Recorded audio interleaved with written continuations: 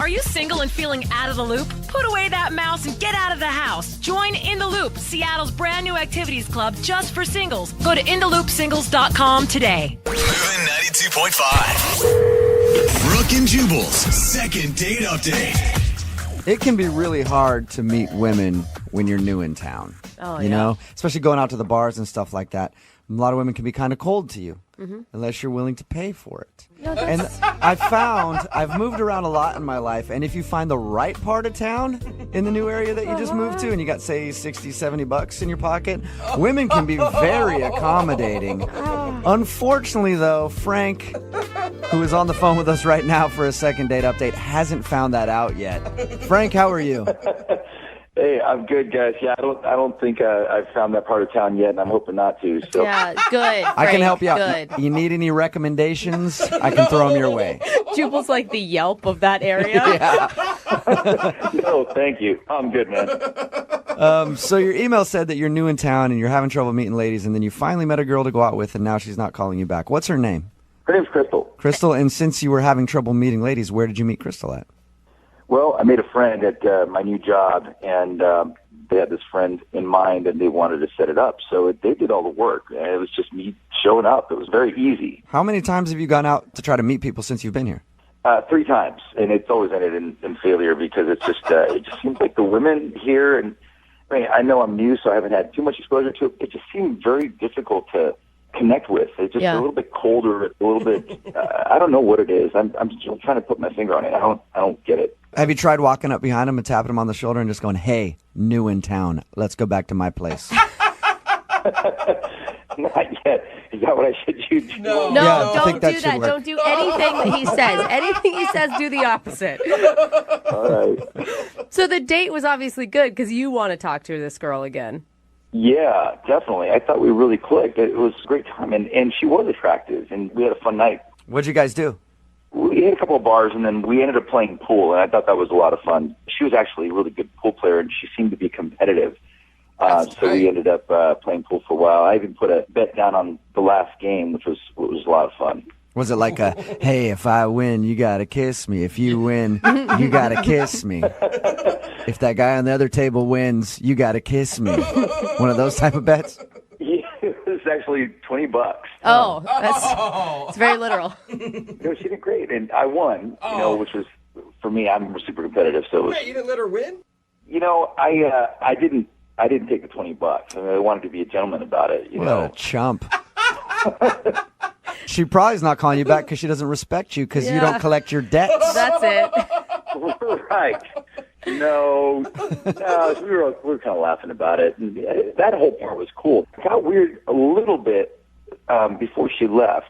Like, there were a couple of awkward moments at the end that make me think that maybe she didn't feel exactly the same way that I did. Okay. Well, let's get to the awkward part then. What happened that was awkward? We'd been drinking a little bit, so I was feeling pretty good. And she was keeping up with me on the drinks, too. And so as you start feeling good and you feel like you're connecting with somebody, the romantic side of you starts coming out, and I'm thinking, okay, I want to kiss this girl. Mm-hmm. But I just couldn't find that moment. It just felt a little awkward every time I thought about it. So I finally came around and asked her if it'd be okay to kiss her. Okay. And she goes, "I don't kiss guys that ask me if they can kiss me." Oh, that sucks. That's kind of That's funny. always an awkward ask, and usually it ends up like, "Sure, you can kiss me. Thanks for asking. You're such a gentleman." She didn't like it, though. No, but it got worse because then I figure, okay, so my mind's like, I'm trying to go as fast as I can, even though it was a little buzz, right? But I'm thinking, okay, if she doesn't like a guy asking, maybe I should just kiss her now, And so, like, Oh, no. I'm leaning in for the kiss, and then she pushes me away. She goes, "No, I'm not going to kiss you." So I'm like, okay, I can't ask, and I can't go in for the kiss. I can't be forceful about it. So, like, what do I do? It's just weird. It was, I don't know. That part was a little awkward. Yeah, you should have probably just held off until the second date after you got turned down once, because once she turns you down and then you're like, "All right, fine, then I'm going to force it on you. What do you think about that?" Usually doesn't go over very well. So I just called a cab for her and opened the door for her. She gets in the cab, and before I close the door, I move in just a little bit closer, and I go, "So, no kiss, right?" What? Give it up at this point. Hey, listen, sometimes you can't stop yourself. From Yeah. It just it was in my mind, and I I had to try. So you're just harping on the kiss. Yeah. So she just looked at me and she smiled and she goes, I think you might have a bad memory because I've already told you no twice. Oh, yeah. All right. Well, I think I know why she's not calling you back. Yeah, it's pretty obvious. Yeah. I don't think it was that. I mean, I know maybe the way I'm describing it might sound like I was being forceful, but it was, I was a gentleman about the whole thing. Yeah, but it was just more awkward than it was forceful. It's not even necessarily being forceful, but it's just constantly being like, okay, so how about that kiss now? Yeah. All right, 10 minutes has gone by. Hey, are we going to kiss or no? You know what I mean? Oh, man. And I feel like even calling her for a second date at this point is just pushing it. I don't think I'm pushing that hard, to be honest with you. I mean, it may sound bad talking about it now, but it was more of a playful thing. I mean, the whole night was like that. All right, well, we'll play a song, come back, call her, and get your second date update, okay? Okay, cool. Thanks, guys. All right, man, hang on. Moving 92.5. Brooke and Jubal in the mornings. Second date update. I feel bad for the guy who's on the phone for a second date update today. His name is Frank, and if you missed the first part of the second date update, he told us about how everything went down on his date with a girl named Crystal. They met up at a bar, had a fun time, but he asked her repeatedly for a kiss. He tried to kiss her 3 times, and each time he got denied. God. And that's why he thinks he's not getting a call back today. Before we call her, Frank, I do want to say I feel really bad for you, man. Thanks, Jubal. Yeah. I mean, there's got to be a good reason.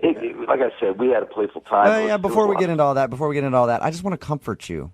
Because to get turned down for a kiss that many times, I can't stand for that. I like kisses. And that's why right now you and I over the phone are going to have a little makeout sesh before we make the phone call, okay? You ready to? What? Yeah, a little kiss over the phone, okay? It's like the welcome committee. Will you kiss me, Frank? Because I'll kiss you right now. Listen, if these words were coming from All right. Too late. Jubal, Too late. let's look on the line. I'm already making out with you, Frank. I feel like You were a good kisser, Frank. I'm surprised that she didn't want to kiss you. Wow. yeah. I know. That's what most people say after they kiss me. Just wow. Speechless. Poor Frank. He just moved to town. Welcome to town, Frank. Sorry, dude. He's kind of special. Oh. All right, Frank. I'm going to dial the phone number right now. Get her on the phone and see if it was your incessant trying to kiss her that is causing her not to call you back. All right? All right. And- Thanks, man. Look how awkward If he she, sounds I now. mean, if she does kiss him on the next date, it'll be like she kissed Jubal too. You know how that works. You want to kiss real quick before I dial the phone number? One more? I'm good, man. Thanks. All right. Okay. Here we go. I'm going to dial the phone number right now.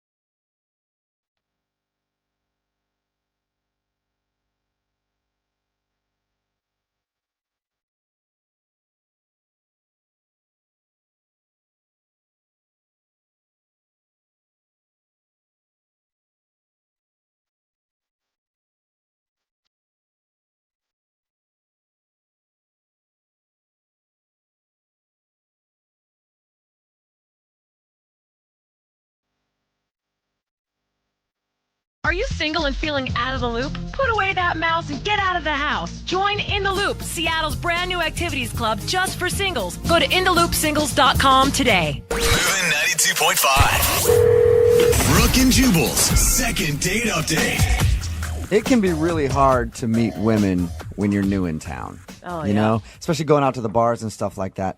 A lot of women can be kind of cold to you unless you're willing to pay for it. And I've moved around a lot in my life, and if you find the right part of town in the new area that you just moved to and you got, say, 60, 70 bucks in your pocket, women can be very accommodating. Unfortunately, though, Frank, who is on the phone with us right now for a second date update, hasn't found that out yet. Frank, how are you? Hey, I'm good, guys. Yeah, I don't think I've found that part of town yet, and I'm hoping not to. So. Yeah, good. I can help you out. Good. You need any recommendations? I can throw them your way. Jubal's like the Yelp of that area. No, thank you. I'm good, man. So your email said that you're new in town and you're having trouble meeting ladies, and then you finally met a girl to go out with, and now she's not calling you back. What's her name? Her name's Crystal. Crystal, and since you were having trouble meeting ladies, where did you meet Crystal at? Well, I made a friend at my new job, and they had this friend in mind, and they wanted to set it up. So they did all the work, and it was just me showing up. It was very easy. How many times have you gone out to try to meet people since you've been here? 3 times, and it's always ended in failure because it just seems like the women here, and I know I'm new, so I haven't had too much exposure to it. It just seemed very difficult to connect with. It's just a little bit colder, a little bit.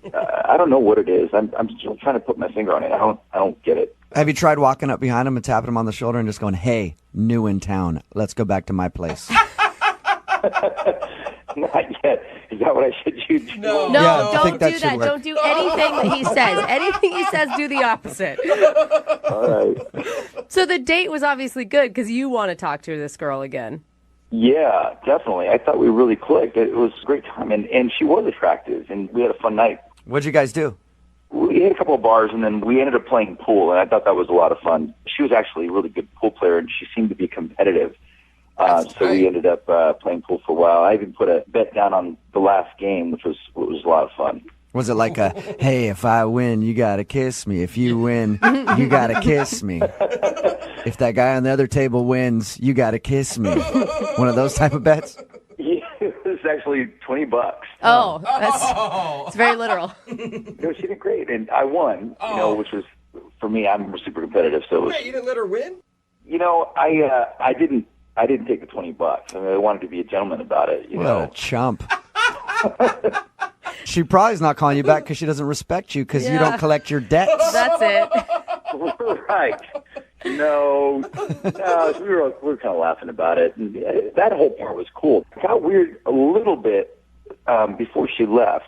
Like, there were a couple of awkward moments at the end that make me think that maybe she didn't feel exactly the same way that I did. Well, let's get to the awkward part then. What happened that was awkward? We'd been drinking a little bit, so I was feeling pretty good. And she was keeping up with me on the drinks, too. And so as you start feeling good and you feel like you're connecting with somebody, the romantic side of you starts coming out. And I'm thinking, okay, I want to kiss this girl. Mm-hmm. But I just couldn't find that moment. It just felt a little awkward every time I thought about it. So I finally came around and asked her if it'd be okay to kiss her. Okay. And she goes, "I don't kiss guys that ask me if they can kiss me." Oh, that sucks. That's kind of That's funny. always an awkward ask, and usually it ends up like, "Sure, you can kiss me. Thanks for asking. You're such a gentleman." She didn't like it, though. No, but it got worse because then I figure, okay, so my mind's like, I'm trying to go as fast as I can, even though it was a little buzz, right? But I think, okay, if she doesn't like a guy asking, maybe I should just kiss her now, you know? And so, like, Oh, no. I'm leaning in for the kiss, and then she pushes me away. She goes, no, I'm not going to kiss you. So I'm like, okay, I can't ask, and I can't go in for the kiss. I can't be forceful about it. So, like, what do I do? You know, it's just weird. It was, I don't know. That part was a little awkward. Yeah, you should have probably just held off until the second date after you got turned down once, because once she turns you down and then you're like, all right, fine, then I'm going to force it on you. What do you think about that? Usually doesn't go over very well. So I just called a cab for her and opened the door for her. She gets in the cab, and before I close the door, I move in just a little bit closer, and I go, so no kiss, right? What? Give it up at this point. Hey, listen, sometimes you can't stop yourself from feeling that way. You know, it's just it was in my mind, and I just had to try. So you're just harping on the kiss. Yeah. So she just looked at me and she smiled and she goes, I think you might have a bad memory because I've already told you no twice. Oh, yeah. All right. Well, I think I know why she's not calling you back. Yeah, it's pretty obvious. Yeah. I don't think it was that. I mean, I know maybe the way I'm describing it might sound like I was being forceful, but it was, you know, I was a gentleman about the whole thing. You know? Yeah, but it was just more awkward than it was forceful. It's not even necessarily being forceful, but it's just constantly being like, okay, so how about that kiss now? Yeah. All right, 10 minutes has gone by. Hey, are we going to kiss or no? You know what I mean? Oh, man. And even, I feel like even calling her for a second date at this point is just pushing it. I don't think I'm pushing that hard, to be honest with you. I mean, it may sound bad talking about it now, but it was more of a playful thing. I mean, the whole night was like that. All right, well, we'll play a song, come back, call her, and get your second date update, okay? Okay, cool. Thanks, guys. All right, man, hang on. Moving 92.5. Brooke and Jubal in the mornings. Second date update. I feel bad for the guy who's on the phone for a second date update today. His name is Frank, and if you missed the first part of the second date update, he told us about how everything went down on his date with a girl named Crystal. They met up at a bar, had a fun time, but he asked her repeatedly for a kiss. He tried to kiss her 3 times, and each time he got denied. God. And that's why he thinks he's not getting a call back today. Before we call her, Frank, I do want to say I feel really bad for you, man. Thanks, Jubal. Yeah. I mean, there's got to be a good reason. Like I said, we had a playful time. Yeah, before we get into all that, I just want to comfort you. Because to get turned down for a kiss that many times, I can't stand for that. You know, I like kisses. And that's why right now you and I over the phone are going to have a little makeout sesh before we make the phone call, okay? You ready to? What? Yeah, a little kiss over the phone, okay? It's like the welcome committee. Will you kiss me, Frank? Because I'll kiss you right now. Listen, you know, if these words were coming from All right. Too late. Jubal, Too late. put Brooke on the line. I'm already making out with you, Frank. I feel like You were a good kisser, Frank. I'm surprised that she didn't want to kiss you. Wow. yeah. I know. say That's every what most day. people say after they kiss me. Just wow. Speechless. Poor Frank. He just moved to town. Welcome to town, Yeah, Frank. Sorry, dude. He's kind of special. Oh, All right, Frank. I'm going to dial the phone number right now. Get her on the phone and see if it was your incessant trying to kiss her that is causing her not to call you back, all right? all right. And- Thanks, man. Look how awkward If he she, sounds I now. mean, if she does kiss him on the next date, it'll be like she kissed Jubal too. You know how that works. You want to kiss real quick before I dial the phone number? One more? I'm good, man. Thanks. All right. Okay.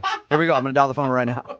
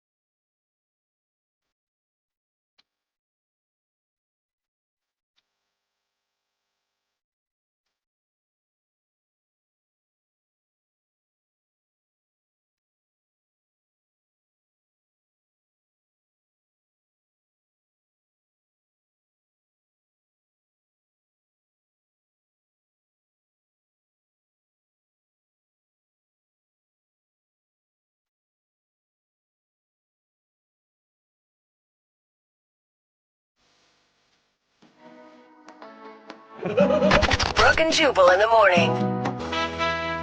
Today might actually be a first for the second date updates. If you missed the one that just played, Frank wanted to call a girl named Crystal because she wasn't calling him back. We found out the reason she wasn't calling him back. Frank only likes to shower once every 10 to 14 days and has what he calls his scent, the scent of Frank, which she was not a fan of. She said that he smelled disgusting. Somebody texted in at 78592. The reason I say it might be a first, they made a very good point. They said, this is the part where people are usually texting in saying, hey, what's his number? I'll go out with him. They ask, I'm curious, is anybody wanting to go out with the guy who smells? No, we have not received one text message saying, I'll go out with Frank. And we've had some weird people. And after every single second date update, people text in like, give him my number. They sound cute. Nobody's texting that about Frank because he stinks. 14 days is a long time. Like 5 days, I feel like I can get behind. Yeah. 2 weeks Yeah. is even a deal breaker for me. Somebody even said, I hey, can't, Somebody said, I work with certain homeless people that shower more than this guy. It's true. Yeah, exactly.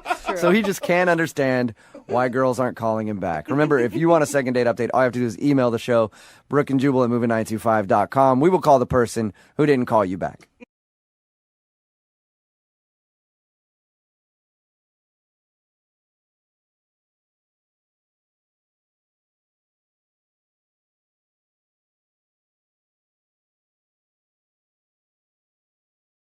We're in the middle of a 2-day long second date update. Oh, it's worth every minute, It too. originally happened on our show years ago, and it's been one of the most popular segments that we've ever done here. Yeah. And we're going to play the last part of it, and then after that, we'll talk to the couple live and find out their second date update about what's happening in their lives. I guarantee you a lot has happened. But now, the dramatic conclusion of a very special second date update. Moving 92.5. Brooke and Jubal's second date update. If anybody's just tuning in and missed the show yesterday, it is the most crazy second date we've ever done. Do we call it a second? I mean, It's I guess sort of a that's second what date. she asked for. I don't know. Brittany emailed us for a second date, asking us basically to call a guy that she hooked up with 3 years ago, and they had a baby together. He didn't know about it because she left the state and was forced by her parents and stuff not to say anything. So now she's got a 2.5-year-old baby girl, and the dude doesn't know. We called him yesterday to try to get him to go on a second date so that she could tell him in person. Which I applaud you for being brave enough to do that, Brittany. Thank you. How did the date go, Brittany? Well, I mean, first of all, thank you so much for doing all of this. And I know it's kind of, I know Brooke was like, I didn't really want to, so I appreciate it. I wanted you to tell him. I just didn't want to do it on air. So I'm really proud of you. I really am. I think that I could not put myself in your shoes. I don't know what you were feeling before you met Noah at a restaurant last night to drop the bomb on him. Yeah, I was pretty nervous, and my stomach was doing somersaults. Like, and, how do you even pick an outfit out for that? Yeah, seriously. well, What is the correct footwear for letting a dude know that he's got a 2.5-year-old daughter? I wore a very, very sweet dress, actually. Look innocent. Look innocent. How'd you feel the moment you saw him? He walked in, I haven't seen him for 3 years. Did he look happy to see you? He looked kind of nervous, too. He had more. At any point, are you thinking, I'm not going to do it, I'm going to back out? I think probably every other thought.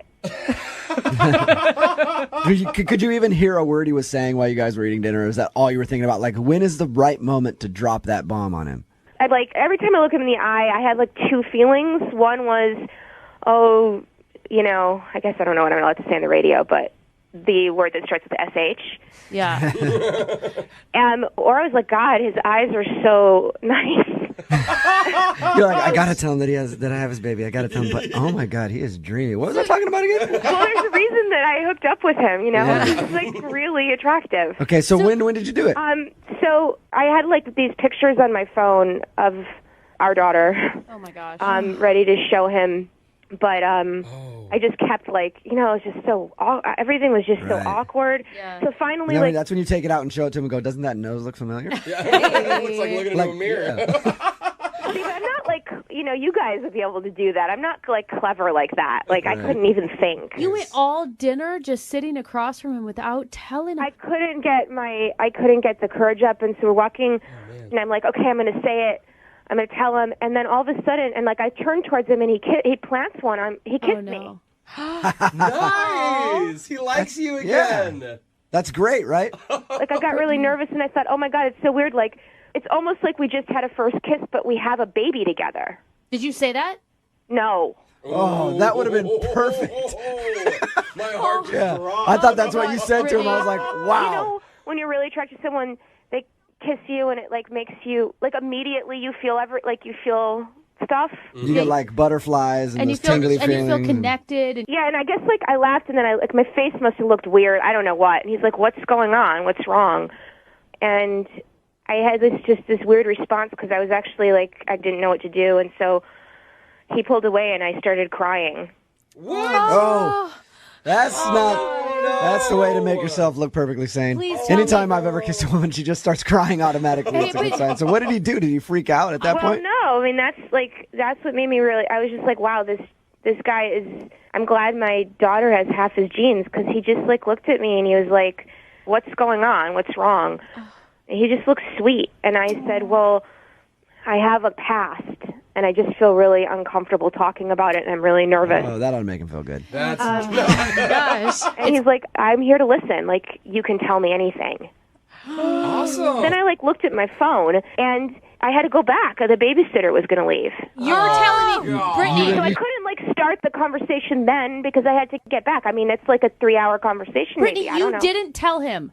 Well, so I didn't tell him, but then I got home and, I put my daughter to sleep and stuff, and, and I was just thinking about Noah, and so I wrote him an email, and I said everything on the email. Oh, you told him everything in an email. Sweet. That's one step down from text message. Good work. I was complimenting you on all of your courage. What the hell? But I feel like I couldn't bring him out again and then do it then, and what if I, scared again? So, like, I just was like, I got to do it. But I don't even know. I haven't gotten an email back. I don't even know if he's seen it. I don't. You sent when did you send the email? Like, late last night, like around midnight. Okay, and you haven't heard from him yet? No. Oh my gosh. God. Brittany, This has made it worse. What did you just even say in the subject line? Oops, forgot to tell you something. All right, Brittany. Sit down, then open. Well, Brittany. we're going to play a song, come back, Oh. we'll get him on the phone, and then I guess ask him if he read your email. Oh, God, okay. Okay, hold on. Moving 92.5. Brooke and Jubal in the mornings. Second date update. All right. The moment of truth is upon us. We just talked to Brittany a few minutes ago about her date last night with Noah. Noah is, of course, the guy that hooked up with Brittany 3 years ago, ended up getting her pregnant that night. He has no idea that he has a 2.5-year-old daughter, which is owned by Brittany. Oh, no, that's not the verb you use, Jubal. You own them until they're 18. So anyway, we were originally calling for a second date update. She wanted us to break the news to him live on the air. We said, how about we do a second date update, see if you can go out with the guy and break the news in person. He agreed to a second date. They went out last night, and she couldn't tell him on the date. Oh, my God. Brittany. She went home after he kissed her and sent him an email. Which we don't even know if he's received. No, because you haven't heard anything from him, right, Brittany? Yeah, no, I haven't yet. But can I just say, Brooke, like, I get where you're coming from and, like, giving me a hard time and everything, but this is just the hardest thing. This is harder than labor. Like, How is this harder than being a single mother for 2.5 years? I mean, you've done such a great job raising a kid and making it happen, and you're finally coming around and wanting to do the right thing. Yeah, so thanks.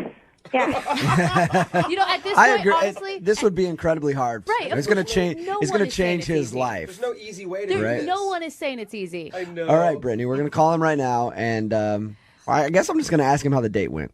Brittany, you ready to call him? Mm-hmm. Okay. I guess. Oh, Brittany.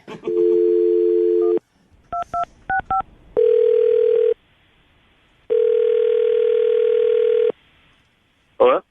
Noah, Hi. what up, man? It's Jubal. How are you? Good. How are you doing? Good. Heard about your date last night. Oh, yeah? Yeah. It was good. Yeah, a little bit of kiss and tell going on, huh? Oh, Noah. You weren't sure about going out with her, but you went ahead and kissed her on the first date. Nice. Yeah, I'm in it. It is spur of the moment decision. Right. It's a good thing you were reading the signals correctly there, you know? Yeah, I hope so.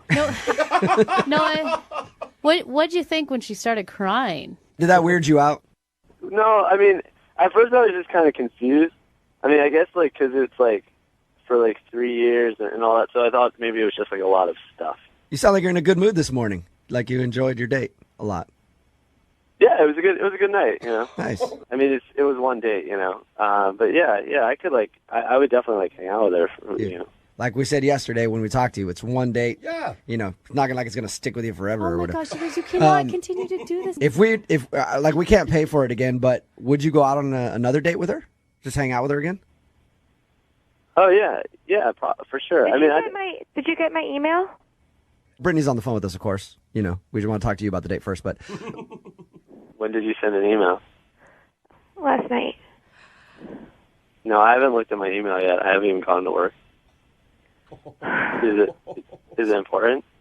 yeah, like I think when she sent it, she may have checked the high importancy little flag on it, the red thing. Brittany. Listen, I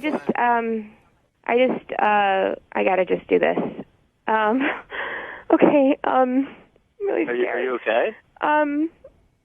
Yes and no. Like, something really amazing happened to me and you, but you're not aware of it. But it's also might be kind of awful for you to hear about it. But, you know, obviously that well, I know you didn't really remember me that well, but we hooked up 3 years ago, right? You remember that now, I assume? Yeah.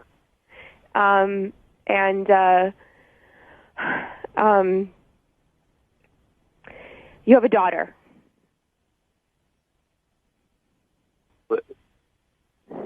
Wait, what? I got pregnant. I didn't realize. I was so busy. I kind of didn't realize it for a few months, and had already kind of not responded to your text. So my parents like super conservative and stuff, and they convinced me to go back to live with them and not to tell you, since I hardly knew you, and I stupidly went along with what they were saying. And we have like an amazing daughter, and she's incredible, and I don't want her to grow up without a dad. And you're really great. And I mean, even if you hate me, I hope that you can be her dad at some point. Oh, Brittany. Brittany, I'm so proud of you. What? Is this like a really disgustingly sick prank or something? No, this is not a joke at all. No. Brittany emailed us initially to do a second date update on you, just to break the news that she has your 2.5-year-old baby daughter. And we decided to try to just get you guys to go out so she could do it in person. She tried so hard, Noah. She couldn't do it last night, and she sent you an email. There's an email in your inbox with, like, all the information. If you want to do, like, a DNA test or whatever, I totally get, like, it will be yours because I wasn't with anyone else in that time period, but I understand if you want to do that, it will definitely be yours. Well, that's, okay.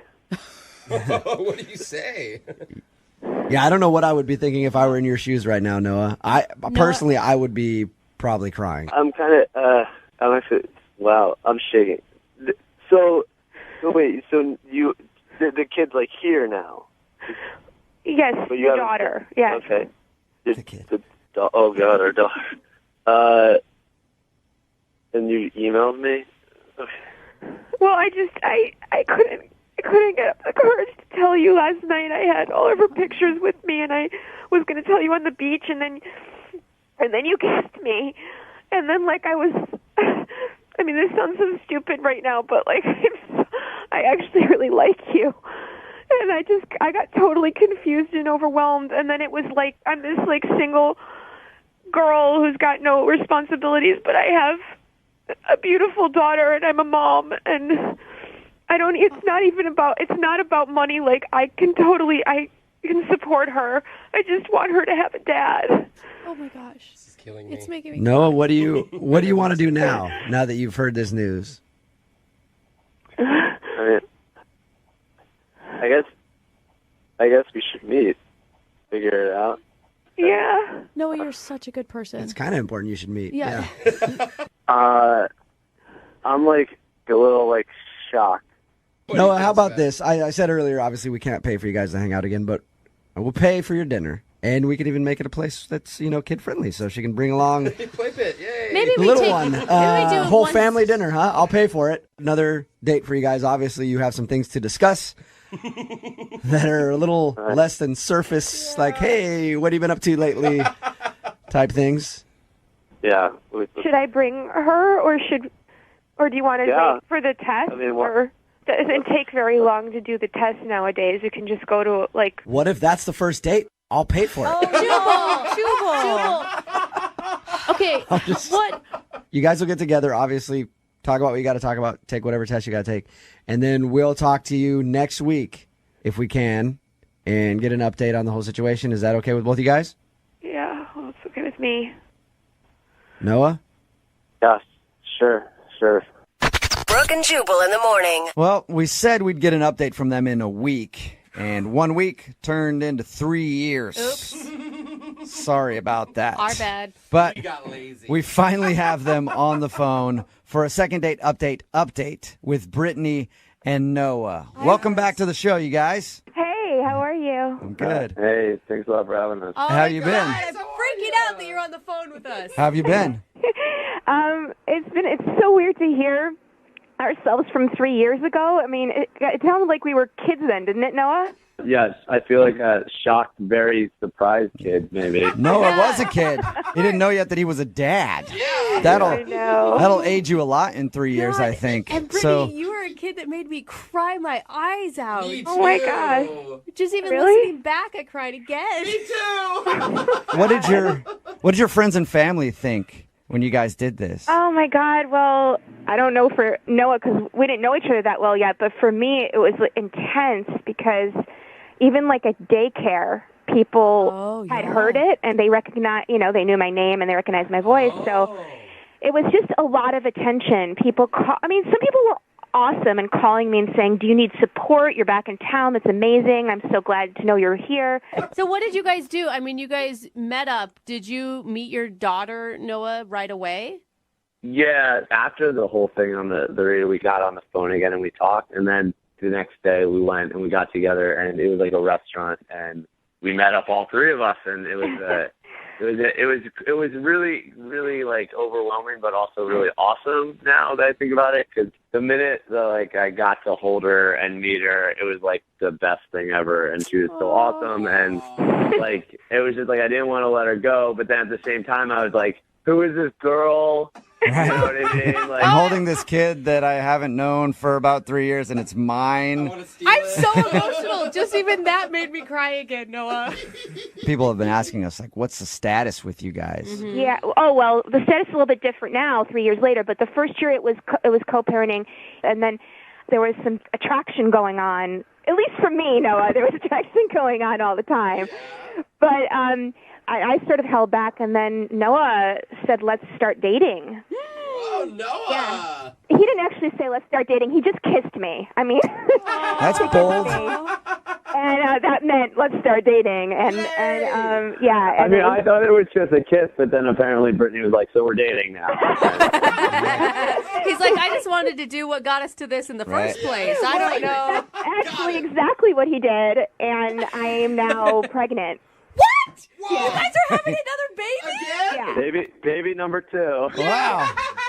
Man, you guys are potent together. Yeah, you are. Jeez. Oh my All right, God, so you sound like such good parents. congratulations. I guess there's another kid on the way. Yes. I'm actually really excited because I know about this one. You can actually be there. Yeah, that's cool. And can prepare for it. And he knows about all the bad things because I'm 13 weeks in, and it's been like 10 hours a day for me of nausea. Oh. And the whole time Noah's been like, man, this was so much easier the first time. Are you guys planning on getting married or anything? Or are you just going to just I mean, you don't we're have just to. going to rush it all into one. Well, actually, we're not rushing it, but we decided we are going to get married. Nice. What? Oh All my right. and our daughter's going to be the flower girl, so that's going to be adorable. Oh, my Okay, well, that's disappointing. What? Oh, my Well, I God. was hoping that I would be the flower girl, but whatever. That's fine, you guys. I mean, we played a big role in this whole thing, you know? You did, and you know what? We're sorry we didn't contact you like immediately after that. You know, we talked to you a few years ago, but we just wanted private time, so we wanted to figure this out on our own and not continually get people asking us what was going on, you know? No, that's I have fine. the biggest smile on my face right now for you, too. I feel like from the mess that started, you guys have really made such wonderful decisions in your relationship. Oh, my God, now I'm crying, and it's probably because I'm pregnant. Oh, my God. Good luck, you two, and keep us updated on the future because our audience is really interested in the whole thing. Like, I can't tell you how often we get hounded asking for updates from you guys. Now you're going to be an old married couple, so nobody will care anymore. But Congratulations. Thank you. Thanks, guys. If you're just joining us, Kara is on the phone, and Kara told us all about her first date with a dude named Corey. They spent it in heaven's waiting room. Oh my gosh. Don't say it like that. I mean, that's a nice thing. Otherwise, Take a number. known as a rest home. Yeah. Because Corey, I guess, the dude that you went out with, volunteers at that rest home, and he wanted to take her on a date there so they could spend time with some of the people that live there, and they just hung out, had dinner, played cards, and she said it was actually a lot of fun. And Kara, I don't want you to blow this. I want you to get a second date. I really do. Okay. Why are you so invested? Well, because, Kara, you have an opportunity here that I don't think you realize, all right? Retirement homes are really a great opportunity if you can get in. Because you can steal a lot of stuff from those people.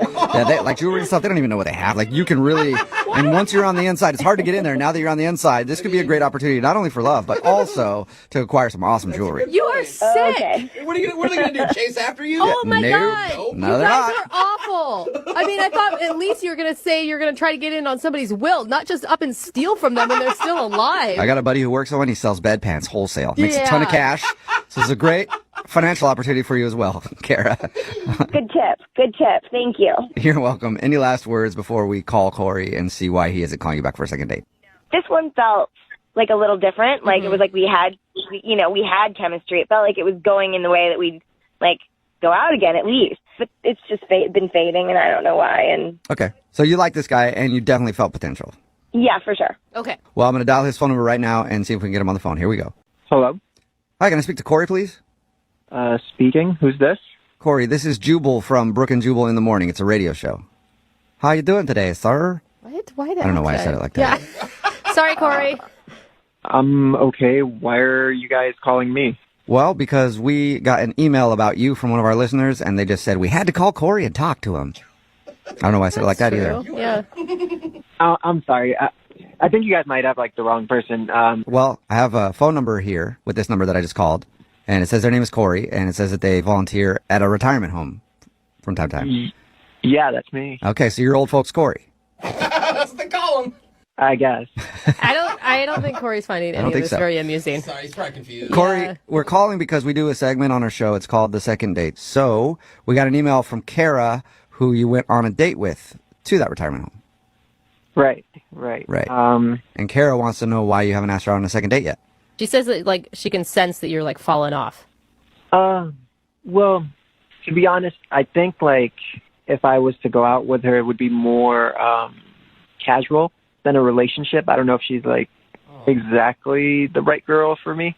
So wait, is it like you're not looking for a relationship or it's her? Well, I am because I am single, but at the same time, like, gosh, how do I say this? Just the ladies at the old folks home, I volunteer there a lot, and they're like a big part of my life. They just don't think that she was right for me.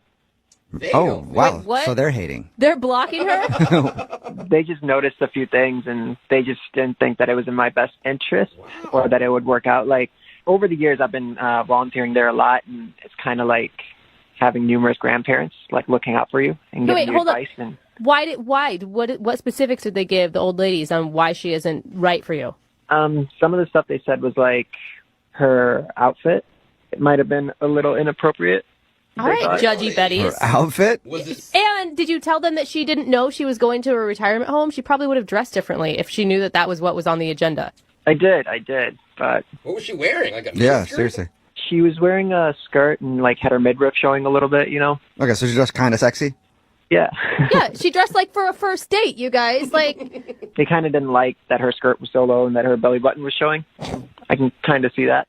You know? yeah, because not everybody has a belly button in the world. You mean but they don't whatever. dress like that in a retirement home? That's Yeah. how I pictured it. I mean, everybody has a belly button, but you don't go around flashing it, you know? Okay. Besides that, did they name other things? Well, now, these are their words, not mine. But remember their words. They said the makeup was too hookery. What? Hookery. Who are these judgy old women? Okay. Sounds just like old women to me. Then I'd take the judgy off it. That sounds like how they would talk, I think. Guys, She's hookery. Why did you not defend her or stand up for her? I'm just saying these old ladies, they give me good advice, you know, and I can't have them disgusted by my significant other, like the girl that I'm in a Disgusted? relationship with. Now we've moved on So- to disgusted? You said earlier it's like you have a bunch of grandparents, so if you date her seriously, you feel like you'd be letting down your grandmas, basically. Yeah. Yeah. Okay. I just feel like you really need to school them in how a woman's dress does not indicate whether or not she sleeps around. I mean, like you've been around old people, it's hard to change their minds. And also, who am I to argue with them? Like, they have so much experience, you know? Like, Yeah, who knows how many hookers they've been with? Probably a lot, you know? You have no idea. They might be very schooled in that. Well, guess what, Corey? You know who might find this information interesting? Kara, and she's actually on the other line listening to this conversation and wants to talk to you. Are you kidding me? No, I'm not. Are you still there, Kara? Yeah, I'm here. Are you pissed, Kara? I'm pissed for you. Well, first of all, this was a surprise. You said the date was a surprise. So I'm thinking we're going to a bar. And, like, it's like, you know my pictures. You know what I look like. You didn't think that maybe it would be a good idea to let me know, like, I don't know, like, dress like you would if we were going to church. Of course, that would have been an interesting, like, text back and forth. Yeah, that would you probably wouldn't have gone on that date. Okay, I think you need to calm down a little bit, all right? Just calm down. Calm Yeah. down? Hookers don't calm down. Those weren't even my words. Those were their words. I'm just explaining what had happened. Also, like, my outfit wasn't a big, like, it was a skirt and, like, midriff, like, kind of shows, but not really. Like, it wasn't even, I mean, you've seen my pictures. Like, there's crazier looks than what I had on that day. So, So she could be way more hookery if she wanted. well, yeah, pretty much. I'm just saying you did dress a little provocatively, and they kind of picked up on that, and I have to kind of go with that because they're conservative, a little bit like me, you know? So Conservative like you. Okay. So they think you're, like, pure as the driven snow, right? Is that the thing? Like, what if I told them that we had phone sex?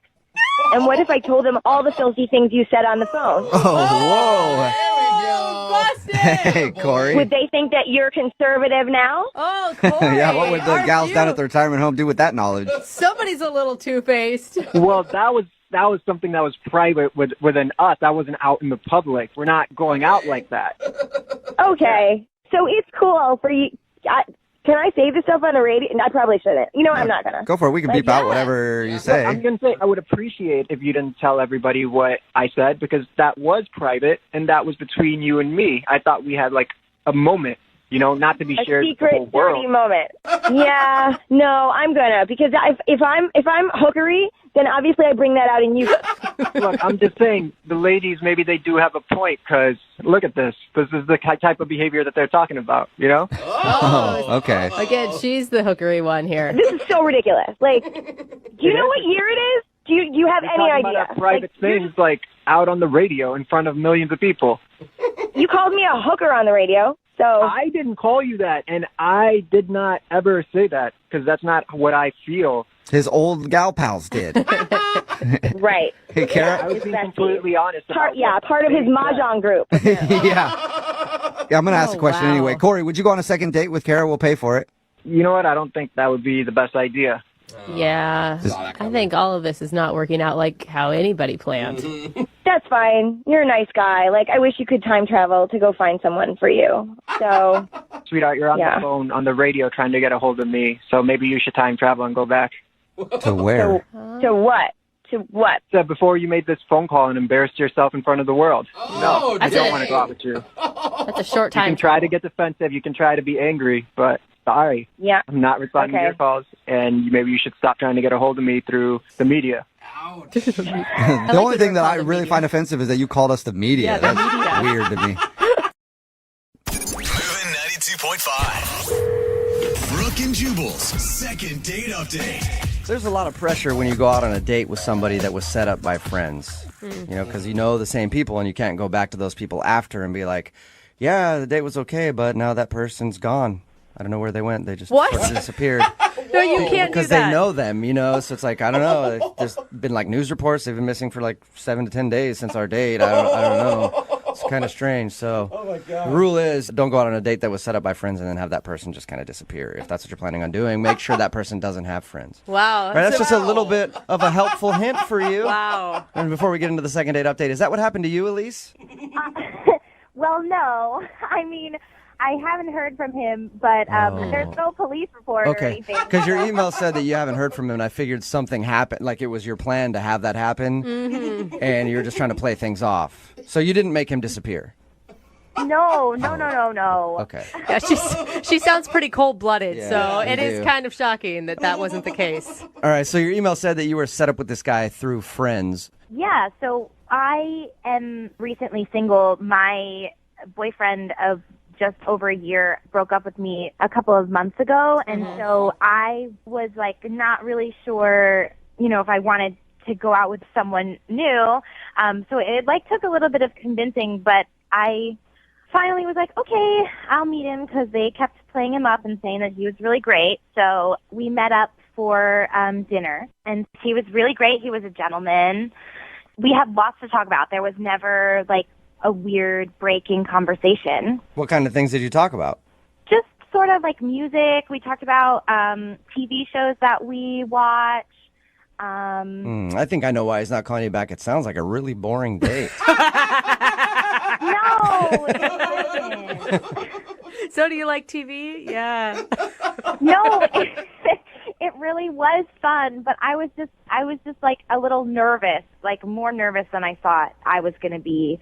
Were you just nervous because you hadn't been on a date in so long, or because you had really built this guy up in your head?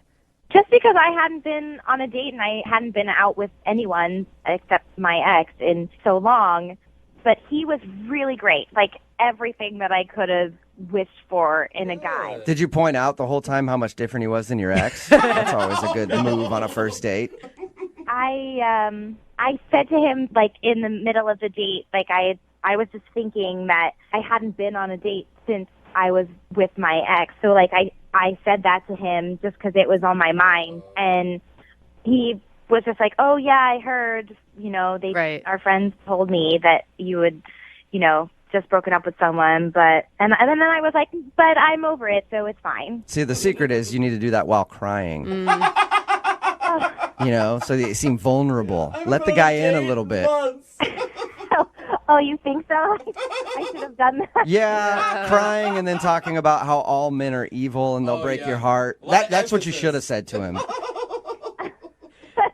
Next time we go out, I'll tell him. So how did he react after you brought up your ex? Was that a weird moment, or was it something that was glossed over?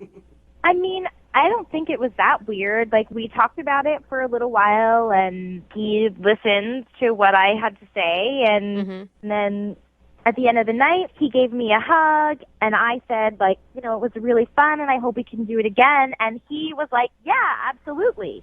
That sounds positive. Yeah. You would think, right? Right. Now it's been like 10 days, and I haven't heard from him. Like, I text him, but I haven't heard back, and I don't know what's going on. What have your friends said about it? They basically just said, like, he's kind of acting weird, and, like, he's not really talking about it. Whoa. So Did you get that feeling, like they're lying to you?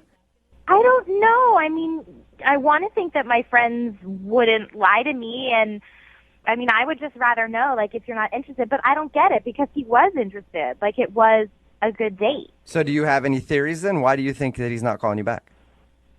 Maybe he's seeing someone else and he just doesn't want to tell me. But, like, I would like to know, don't just ghost on me. That's weird. And are you really over your ex? Yeah. I mean, It's done. I mean, it's over with me and my ex. Are you sure about that? Yeah. Doesn't sound like it. Yeah. He was very clear about that. Okay, he was clear about that, but is it over in your head? I mean, I can't be with someone who doesn't want to be with me. Okay, so you would actually prefer to be with your ex if you could. But I can't. All right. Well, maybe this guy picked up on that. I don't know. That's the only thing I can think.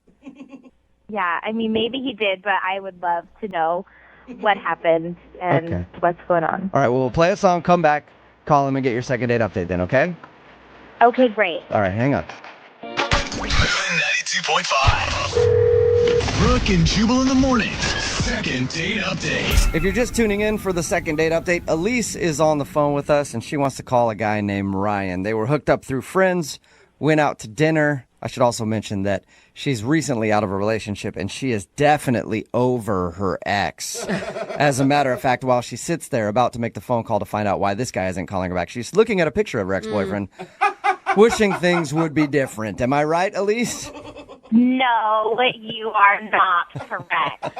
Elise thinks that the reason this guy isn't calling her back is maybe when she was sharing how she just got out of a relationship, it could have seemed like she wasn't really over her ex yet. And we know that she actually is not over her ex yet. Well, and that's okay, Elise. I am as over my ex as I can be at this point. There you go. Guys. So you're kind of over your ex.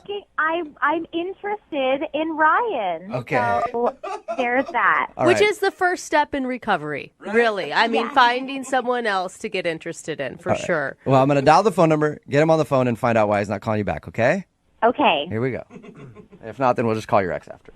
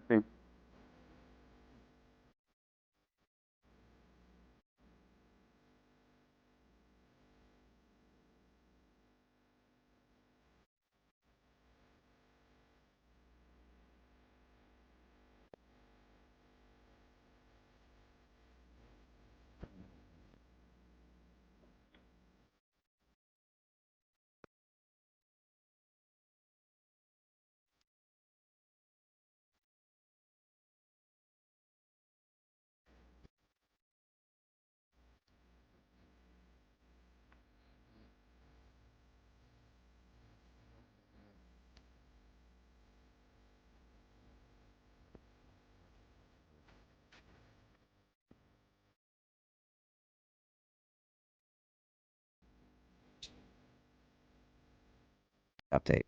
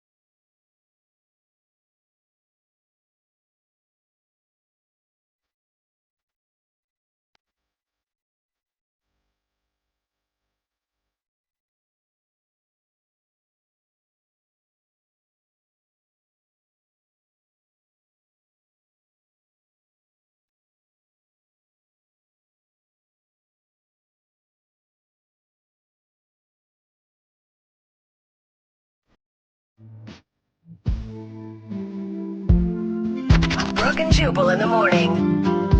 Just got a text in at 78592 that says that dude Ryan is going to be on TMZ sometime soon. Found hiding in the barefoot Contessa's kitchen cabinet. Yeah. It's Brooke and Jubal in the morning talking about today's second date update. This girl named Elise wanted to call a guy named Ryan to find out why he wasn't calling her back after they went on a date. It turns out she did something terrible and insulted his favorite cooking personality, the barefoot Contessa.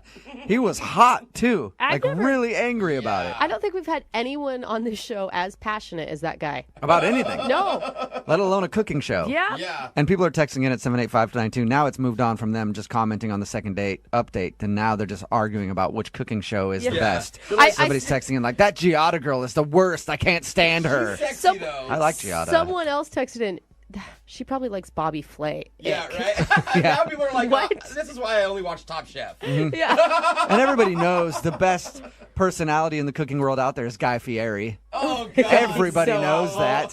Take you straight to Flavor Town. Yeah, Flavor Town. I'm the coolest chef ever. I frosted my tips. I look like the guy from Smash Mouth from the 90s. man. Remember him? I'm a I badass. put my glasses on backwards on the back of my head. It is impressive that he's still trying to bring flame shirts back. It really is. You know? So there you go. Screw the second date update. It's all about the hot topic today, and that is who is the best and worst chef out there on TV. Remember, if you want to do a second date update, all you have to do is email the show. We will call the person that didn't call you back.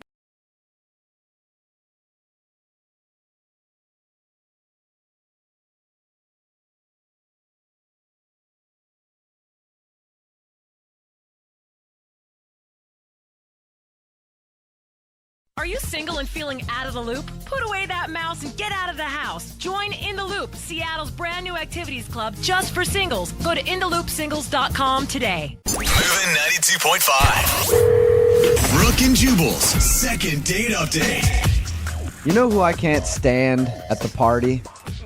The guy that busts out the guitar. Really? You know who I'm talking. Well, of course you like him because you're female.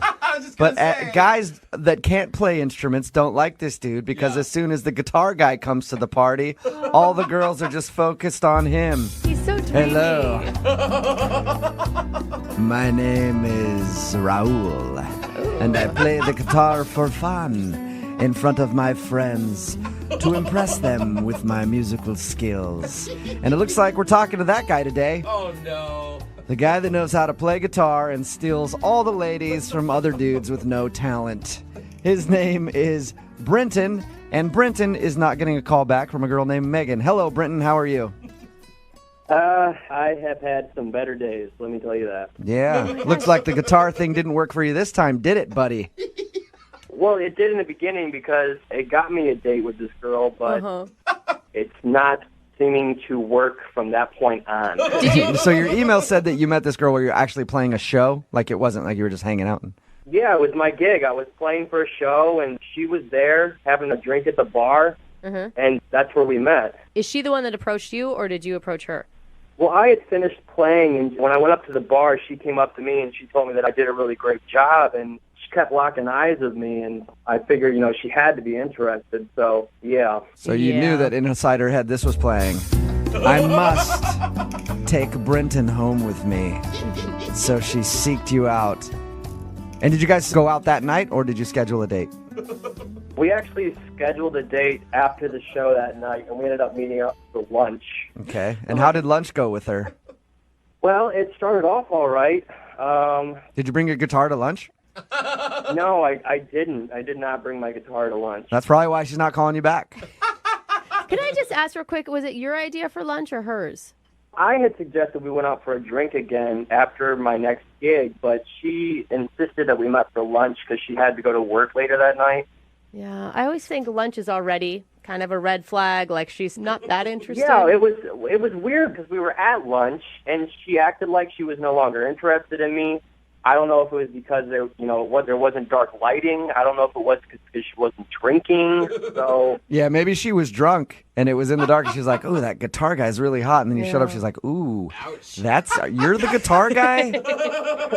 it actually should be like, "Ooh, that's the guitar guy." I mean, Yeah, that's what it should be. That's not the reality But sometimes. maybe you're right. Maybe she met you that night and she had a little bit to drink and you were not who she thought she had asked out. Well, I mean, if anything, she may have been lying to me then because we really did hit it off at the bar the first night. How did everything end with her? Well, I paid, hoping that would kind of put a little bit of icing on it, but Did you pay with your card or did you pay with a song? Guitar man. Yeah, I paid with cash. Oh, cash, yeah. That's lame.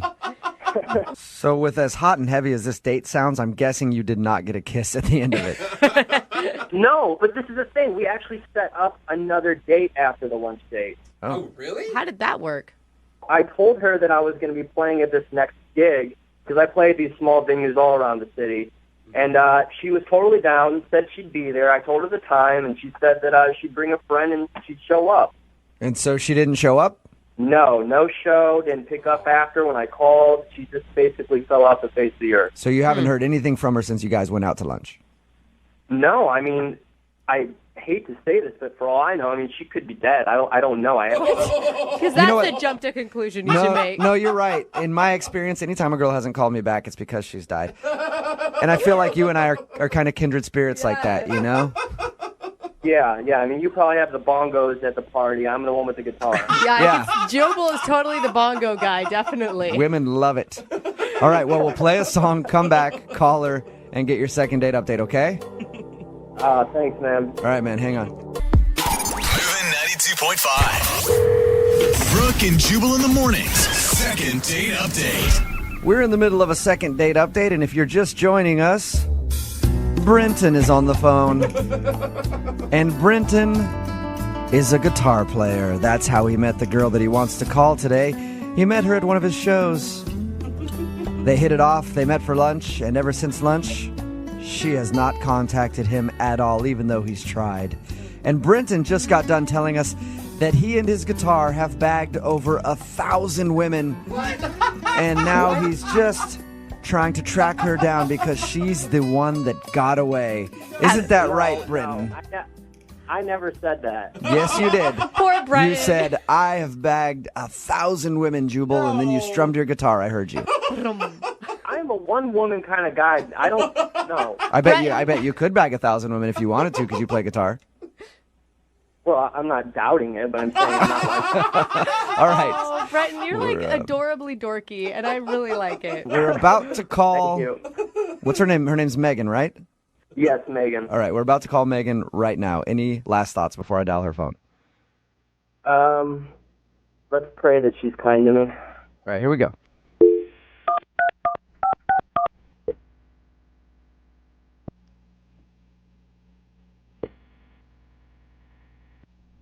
Hello? Hi, can I speak to Megan, please? Speaking. Hi, Megan. This is Jubal from Brooke and Jubal in the Morning. How are you? You're from where? Brooke and Jubal in the Morning, the radio show? What radio show? That's the name of it. It's called Brooke and Jubal in the Morning. Okay. You're obviously a big-time listener, and I appreciate that. Let me thank you in advance. What do you want? I'm calling you because one of our listeners emailed us about you, and he asked me to get a hold of you. Okay, this is weird. It's a guy that you went out on a date with, and he's been trying to get a hold of you for a second date, but you're not calling him back. His name is Brenton. Do you remember meeting Brenton? Oh, Jesus. Yes. Whoa. Oh my gosh, Megan. All right, so it sounds like you don't really like Brenton very much. No. Okay. That was blunt. I'll just tell you what he told us. He said that you guys met at a gig where he was playing guitar. You seemed really into him, and then you went out to lunch, and during lunch you got cold and seemed upset with him, and then just haven't called him back, haven't made any effort for another date or anything.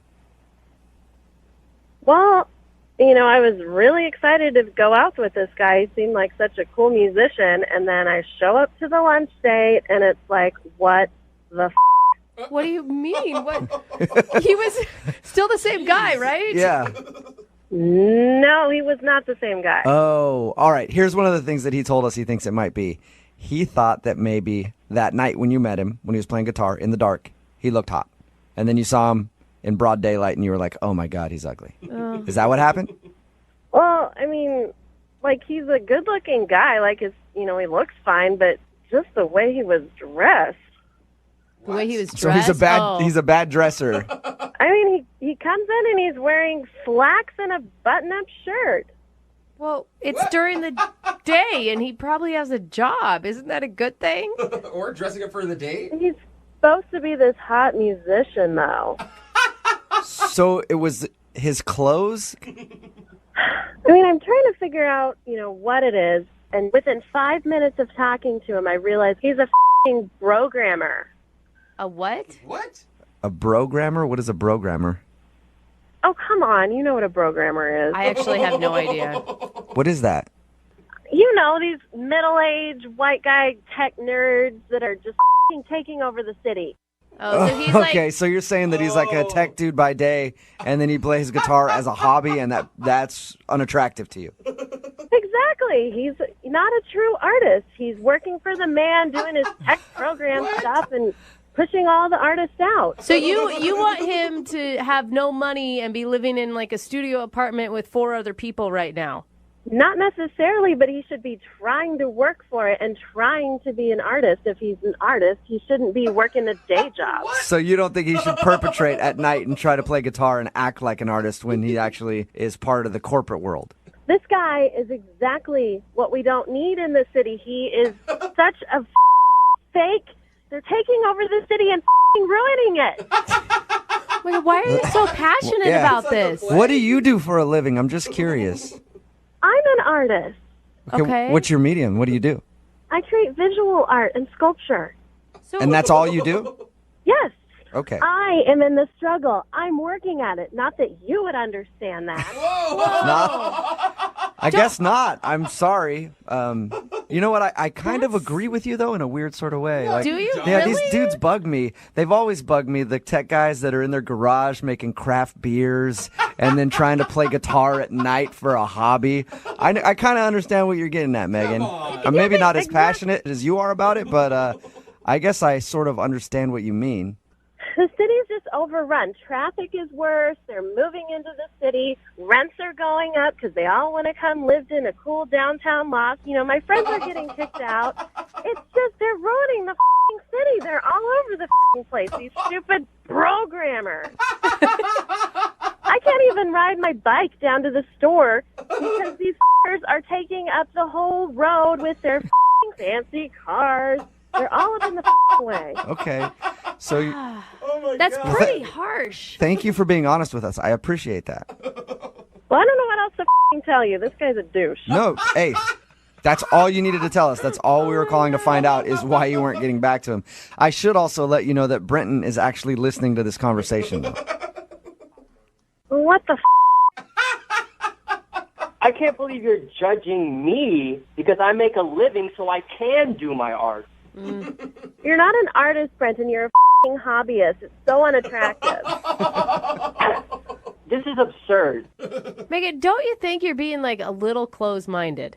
No, I'm not closed-minded. It's these f***ing programmers who think that they can just run the world and squish all of the artists out and think that they can just dabble in it at night. But wasn't he a pretty good guitarist? I mean, he was okay. You liked him. You liked him when you first met him. Yeah. This is just bullshit. I feel tricked. I feel like you tricked me. I tricked you? I got catfished by a f***ing programmer. How do you think I feel here? Oh my God, she was so upset. Megan, I do have to ask you, and I think I know your answer, but I have to ask the question anyway. Would you like to go on a second date with Brenton? We will pay for it. Oh, no. You sure? No. I'll send you guys to a farmer's market where everything's fair trade. Brenton probably doesn't even know what the it is. Brenton, you want me to try harder to get you another date? I can keep going. That's fine, Megan. You don't have to take another date with me because I can get wherever I want with my guitar. Whoa. Not an artist like me. You're never going to get this. Wow. Why don't you just go do one of your other programmer friends, Brenton? Well, when you're a true artist, there is no sexual preference. You just take what is given. Wherever the wind blows you, you go. Right, Megan? I'm done. Brenton, go enjoy your life in your cookie cutter house with your wife and your 2.5 kids and your f***ing Cocker Spaniel. And while you're living your bullshit existence, I will be creating. I think She hung up. Brenton, she hung up. Wow. Good. I'm surprised she even had a cell phone. Brooke and Jubal in the morning. Text message in at 78592 that says, that girl Megan sounds like an art school reject. Just an angry little art school reject. It's Brooke and Jubal in the morning. In case you missed the second date update, this guy Britton wanted us to call this girl Megan for a second date update. Mm-hmm. She wasn't calling him back after they met. She met him. He was playing guitar. Yeah. And she was like, ooh, this guy's awesome. They exchanged numbers. They met up for lunch. And when they met for lunch, she suddenly was like really cold to him. We finally got her on the phone and finds out that she didn't like him because he showed up to lunch and he wasn't a starving artist. Yeah. And he has a day job as like a programmer or something. Gross, money Ew, maker. yuck. He's the man. He's part of establishment. He's not a real artist who's struggling, living in a van and can barely pay for food. Jeez. How dare he? I could almost understand her frustration with, getting someone that wasn't who she thought it was going to be, right? She felt a little misconceived or whatever. Misguided. Yeah, thank you. But her anger, this so angry. So you can't mad. hear anything she says because she's just so angry. Yeah, she's just really, really mad at anybody who's not a true artist. Yeah. They should be kicked out of this country. As a matter of fact, they should all be burned with their computers. I bet her art is very deep. Very deep. I struggle because I choose to struggle. If Yeah. they offered me $1 million, I wouldn't take it. Yeah, if somebody gave me $1 million for a painting of mine, I would shun them and turn it away and never make any money. You know why? Because I'm a real artist. Either that or we find out that she has a big trust fund from mommy and daddy. Yeah. She's actually sitting on like $100 million, so she can afford to just do her art. Remember, if you want a second date update, all you have to do is email the show, brookandjubal at moving925.com. We will call the person who didn't call you back. Moving 92.5.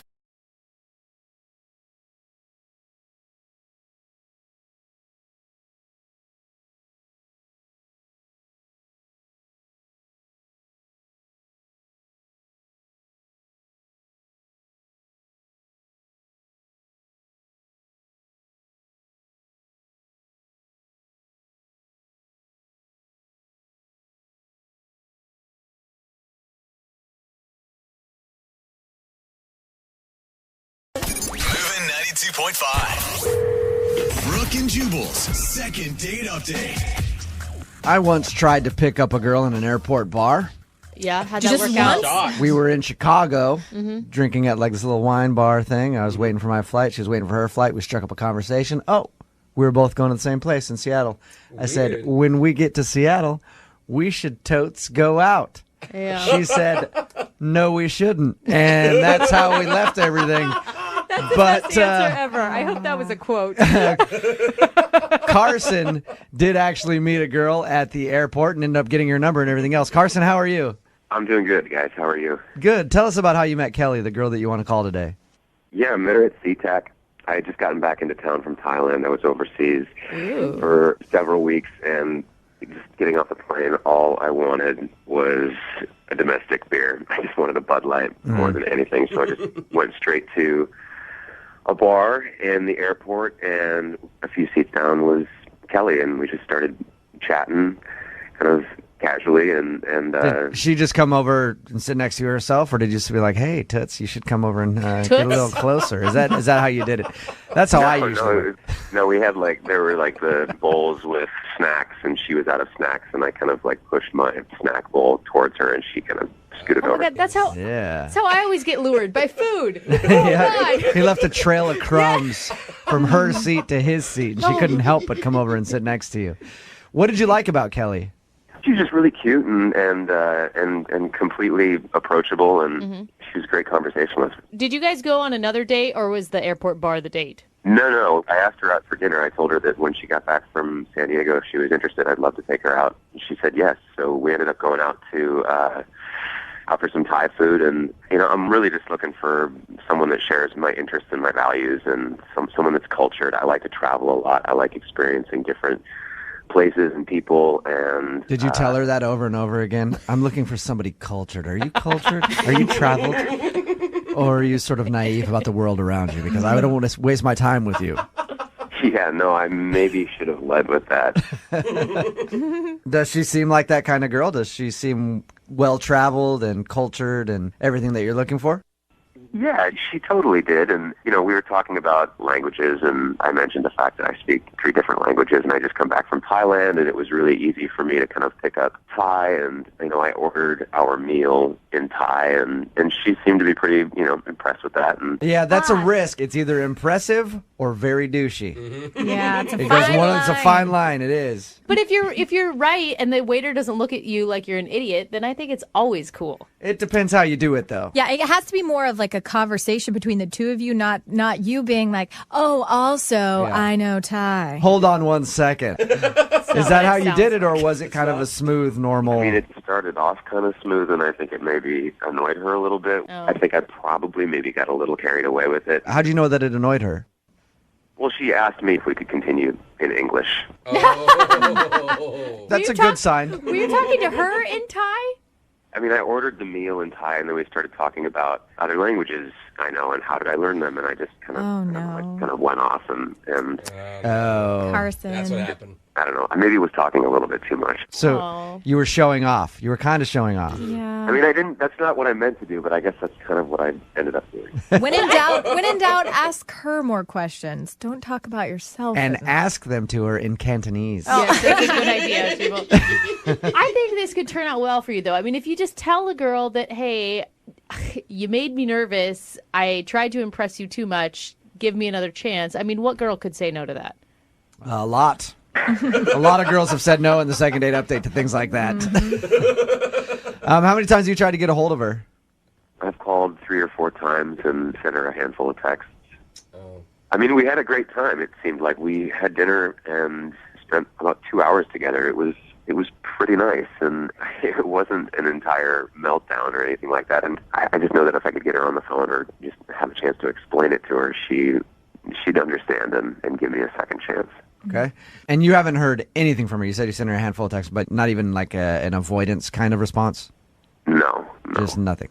Okay. Well, we'll play a song, come back, call her, and get your second date update. Cool. All right, hang on. Moving 92.5. Brooke and Jubal in the mornings. Second date update. You know, Carson, I never did ask you how your date ended with Kelly. What happened at the end of your date? Well, I mean, I guess ultimately what happened is I went to kiss her goodnight, and she kind of cold-shouldered me and offered me her hand instead. Over hand. Ooh, not even a hug, a handshake. Yeah, well, to kiss her hand or just like a firm, like, hey, we'll see you later? I mean, I don't think she was offering me to kiss her hand. Fair maiden, you know. That's what happens, I hear. That's what chivalrous men do. I'm not one of those. If you're just joining us for the second date update, Carson wants us to call Kelly. He met her at the airport. They were at a bar. He started talking to her. They ended up going out. And at dinner, they discussed all their world travels. He spoke in the different languages that he can speak in. At a certain point, she said, "Can we just speak English?" And he thinks she may have thought that he was showing off. Is that pretty much accurate, Carson? Yeah. All right, cool. We're going to call her right now, see if we can get her on the phone and get your second date update. You ready to go? Yeah.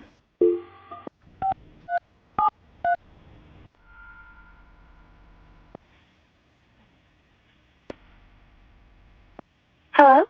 Bueno, ¿puedo hablar, Kelly, please? Hello? Can I speak to Kelly, please? Yes, this is she. Kelly, how are you? This is Jubal from Brooke and Jubal in the Morning. I'm moving 92.5. Oh, hello. Have you heard of the show before? I have, of course, yeah.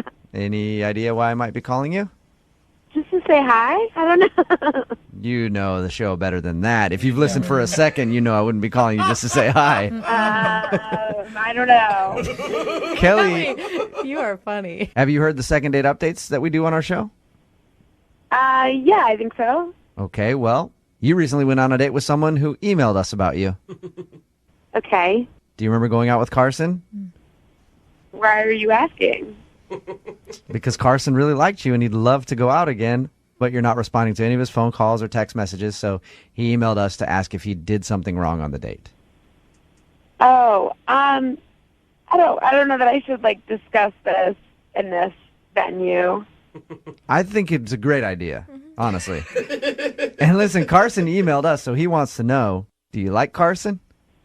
He seems like a perfectly nice guy. That's such a bad response, Yeah, Kelly. the girls in the room just cringed. Yeah. I mean, if I wanted to go out with him again, I would have, What did he do? I mean, it sounded like, his description, your date went pretty well. What did he tell you? He said that you met at the airport, went out for a nice dinner, and had a fun time. He was scared that you might have thought he was showing off with all of the languages he can speak. And you said, hey, can we just speak English? Yeah, I might have said that. Was that annoying? For me, that wasn't a deal breaker. Something else that he said kind of was, though, just for me. And so, What did he say to you? well, he was talking about his trips, and he really loves to travel, which is great. But I don't know if other girls would have an issue with this, but he was talking about spending time when he was in Southeast Asia in the brothels there. Oh, yeah. And for me, I don't know. Was he saying that he just went to check them out, or was he saying that he was an active customer there? He was like, we hang out there. I don't think it would be good either way. Even if you're saying that you're just going to check them out. But I will say, I've been to Bangkok before, and at the Bangkok. Yeah, you have. and at the night. And sometimes when you're walking around Bangkok, you want to pick up a little lady boy. No, but there's a night when market. in Rome, Just give up, Brooke. Just give do up. as the Thai Romans do. No, I'm just trying to explain to her that there's a night market and it's surrounded And by all sometimes the you sex just shops. gotta get a little action. All they heard was Bangkok. So Yeah, I know. just give up. And the thing is, it's like a tourist area. So you hear that, Kelly? Going to brothels in that part of the world, it's not. perfectly normal. Everybody does it. That's not what I'm saying. I mean, what he said was that when he travels to Southeast Asia, he frequents many brothels. Those were his exact words. Okay, that's He not frequents the I brothels. feel like that means he's sleeping with prostitutes. I think that you're right. Yeah, I can't. that argue. would lead me to believe the same thing. I wouldn't call him back either. Hey, Kelly, Yeah? I should probably let you know that Carson is actually on the other line and has been listening to this entire conversation. I probably should have assumed that. Yeah, you probably should have. Carson, did you just admit to Kelly on your date that you frequent brothels in Southeast Asia? First of all, it wasn't an admission. I was just sharing a piece of information. And yeah, I don't even really remember saying that. I mean, Now, Kelly, correct me if I'm wrong here, Gross. but Carson, in my experience, admitting to being with a prostitute in the biblical sense to another woman, usually a turnoff. Yeah, I mean, I'm not going to say what other girls would think, but me and I think any of my friends, that would be a deal breaker. It's okay, Kelly. You can say what other Yes. girls would think. No, it's disgusting. Kelly, okay, I did not say that I frequent these brothels to sleep with prostitutes, okay? I've been to Thailand dozens of times.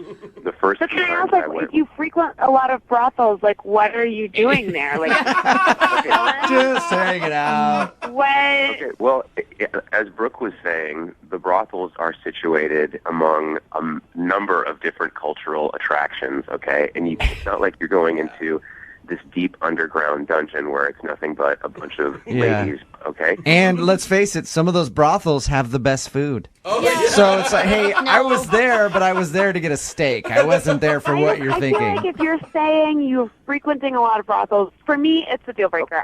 Sorry.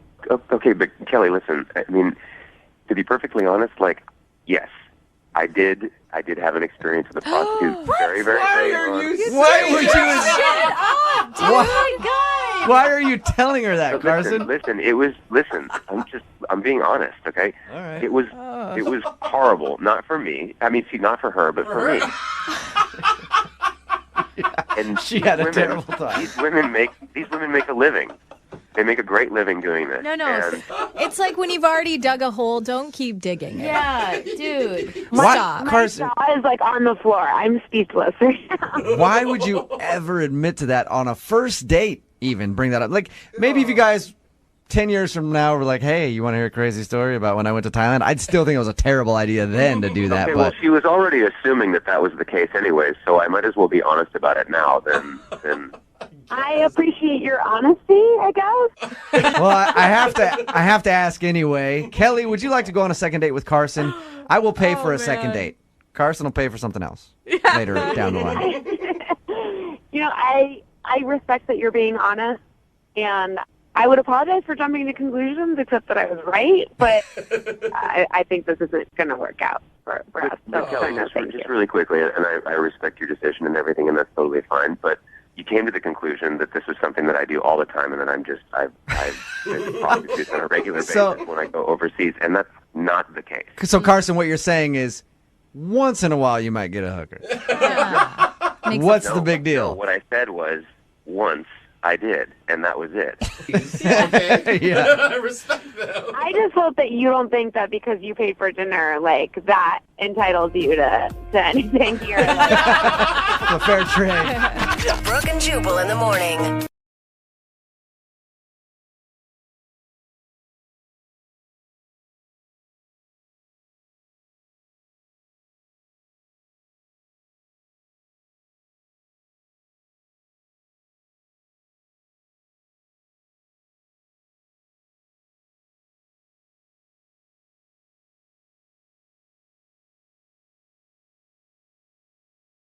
Moving 92.5. Brooke and Jubal's second date update. I have a surefire way to meet women. And I'm assuming that the guy on the phone for a second date update today did the same thing that I've done many times, and it always works. You see a hot girl go into a store or something like that, you see her in the parking lot, you just walk up to her car, you pop the tire, and then you hang out in the parking lot till she comes out, and you're like, oh, you need help with that tire? Let me help change that for you. Works every time. You're one step away from a serial killer. That's like vandalism. I've done it a lot. Sometimes I just go and I just pop tires in parking lots just in case on my way into a store. And that's what I'm guessing Dallas did today. He's on the phone to do a second date update, and that's how he met the girl that he wants to call today. Well, now, I didn't pop the tire. Just so happens I did change her tire. Oh, Thank God, well, Dallas. For future reference, if you want to meet a girl, that's the best way to do it. Pop her tires, and then you'll have no choice but to help her. So your email said that you met the girl you want to call today because she needed a tire changed, and you came to her rescue. Yeah, I did. What's her name? Brittany. Brittany? Okay, and was she changing the tire, and you just walked up behind her and were like, hey, little lady, you don't know how to do that. Let a big man help you out. No, it didn't really happen that way. A few weeks ago, I was at the mall and doing some shopping, and as I was leaving, Brittany flagged me down, and she was kind of like in a panic, and she asked me if I knew how to change a flat tire. So, obviously I did, luckily, and she asked if I could help, and I said of course. So went to her car and started to jack the car up and change the tire, and I had noticed she had this like really cute Southern accent, and so I kind of went out of my way, and I was like, "Are you from around here?" And she was like, why, no, sir, I'm not. I'm just a poor Southern girl who needed a tire changed. Yeah, and why don't we go out for some sweet tea and maybe some cheese grits? It sounds like the start of a porn or something. Yeah, right? Do you like cheese grits? You know, anywhere in town a lady can get some nice cheese grits? What is wrong with you? Did you hit on her, or how did you proceed after that? Well, she kind of went on to tell me that she was new to the area and that she didn't really know anyone. And when I was done changing the tire, she was really, really thankful, and she shook my hand. And as I was getting ready to grab my stuff and leave, I kind of just stopped and turned around, and I kind of just said, "Hey, do you want to go out? Do you want to go get some food or something?" And she said, "Sure." Did at a later date, or you guys went that day? Oh, we went right then and there. Oh, you did? We went and got food really, really close to the mall, and this is where things kind of took a turn. We went to eat, we ordered our food, and we were both about halfway done eating, and I noticed that she kind of stopped, being so responsive to conversation. She was a lot less talkative. She started to become a little, timid and shy, I guess. Did you I notice? do declare that I believe you have overstepped your bounds, sir. I will take off my long white glove and slap you in the face. Did you say anything to make it seem like you offended her? No, not at all. It kind of just all of a sudden it was like she just stopped talking. So I said, is there anything wrong? And she said, well, she didn't really like the food at the place we were eating at. So I said, well, okay, do you want to leave? I felt really bad. And she was like, no, that's okay. It's fine. So when the waiter came back, I asked him if, we could get the check and if he could box up our food and we could go. And, as we started to leave, I asked her, I said, hey, could we maybe do this again, at a different place, that you would like? And she said, of course. So we exchanged numbers and we left. At the end of the date, did you guys kiss or anything like that? Or was it just exchange numbers? No, it was just an exchange number, and then, we went on our way. But, I listen to you guys all the time, and I really trust you guys. And what's going on in my mind right now is I feel like she felt obligated to kind of go out with me because I did something nice, and not because I'm attractive or anything like that. See, that makes sense. I was thinking the opposite, that she flagged you down because you were hot. I mean, because there's other people that come out of the mall. I'm sure that there was other people around she could have flagged down, right? Of course, yes. I don't think she was obligated at all. I think she set it up. Well, maybe she felt like she was obligated. Well, if she set it up, she definitely didn't like something about him because she's not calling him back. Well, maybe his personality failed. I don't know what happened. So you think maybe she felt obligated, and that's the reason that she's not calling you back? Exactly. Which is weird because she just moved to town, so she doesn't have very many other friends. And whenever I'm new to a town, I say yes to anybody, no matter who you are. Like, Wow. yeah, I'll hang out with you. I don't know. I'm new to town. Yes, gentlemen, jump on it. I say yes to anybody whenever I move to a town. That's good to know. To go out and show me around. Yeah, we know what you meant. We all know what you meant. All right, Dallas. Well, we'll play a song. We'll come back. We'll get your southern lady on the phone and find out why she's not ringing you back, okay? All right, guys. All right. Until then, you enjoy some sweet potato pie. We'll do it right after this. Moving 92.5. Brooke and Jubal in the mornings. Second date update. Dallas is on the phone with us to do a second date update today. Not the city. That's good. I wish the whole A guy city. named Dallas is on the phone with us to do a second date update today. He wants us to call a girl named Brittany. I'm going to actually recap his date by telling her side of the story. I think this is what she would say when we talk to her. So there I was. Had a flat tire on my car, and I did not know how to fix it. I was just staring at this tire, as confused as a fart in a fan factory. And then all of a sudden, out of the store, I see this big, strapping young gentleman named Dallas. And I was hollering like a stuck pig, asking him to come help me out. So I walked up to him. I said, "Kind sir, do you think you could help change the southern lady's tire?" And as he was changing it, I was just sitting there grinning like a possum eating a sweet tater, looking at how he changed my tire and helped me out. And then, could you believe the nerve of this man? He asked me to go to food with him right after. And the only reason I did was because I felt obligated to, because normally a southern lady would make a gentleman court her properly.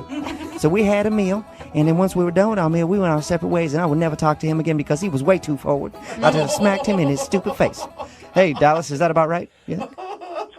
I think I should take you out on a date. I was going to say, after that, we don't even need to make the phone call. I mean, that kind of settles it, doesn't it? Dallas met this girl, Brittany, in the parking lot. She had a flat tire. He was walking out. She said, "Can you change it?" He changed it, and then they went to go eat.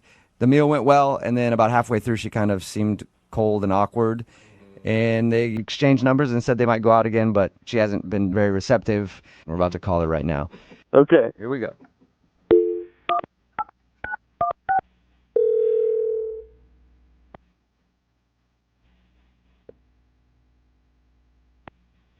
Hello, Hi, can I speak to Brittany, please?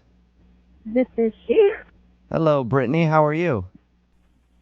I'm good. Who is this? Oh, this is Jubal from Brooke and Jubal in the Morning. I don't know you. Who is this? No, you don't. This is Jubal from Brooke and Jubal in the Morning, the radio show. Okay, I still don't know you.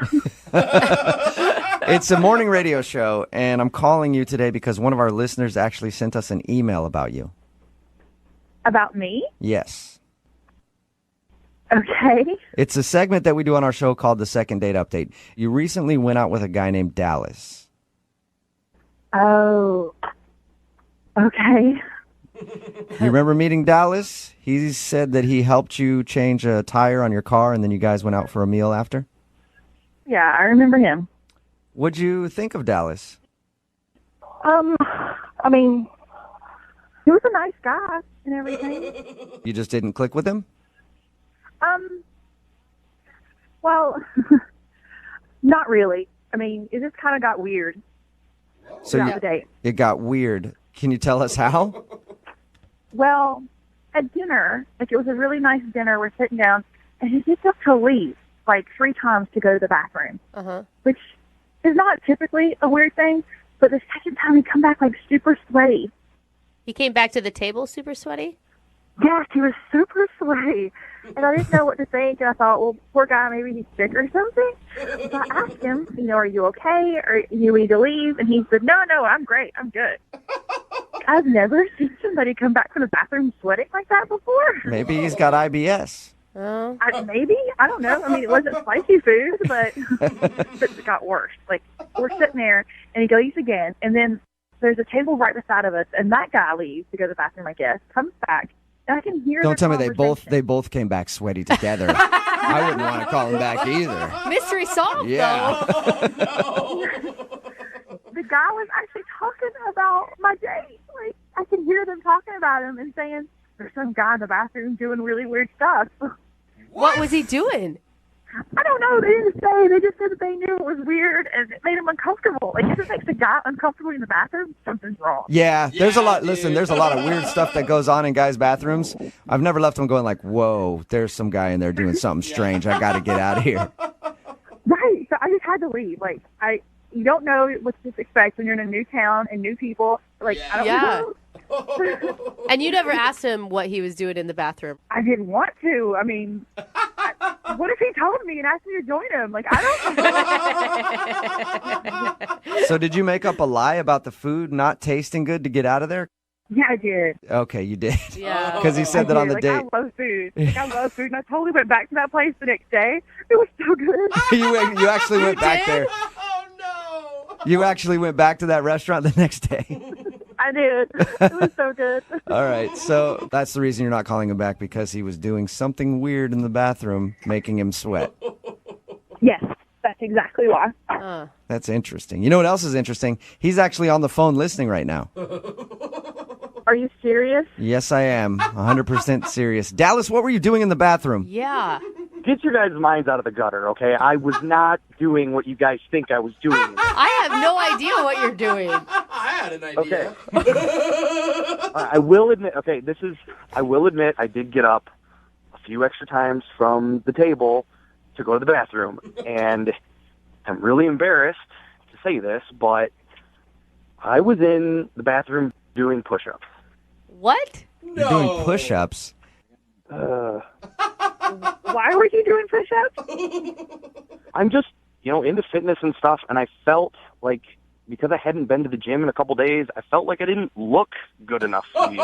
And so I went in there to get kind of like a little bit of a workout in to kind of look a little bit more muscular. So you went into the bathroom to do push-ups to get a pump?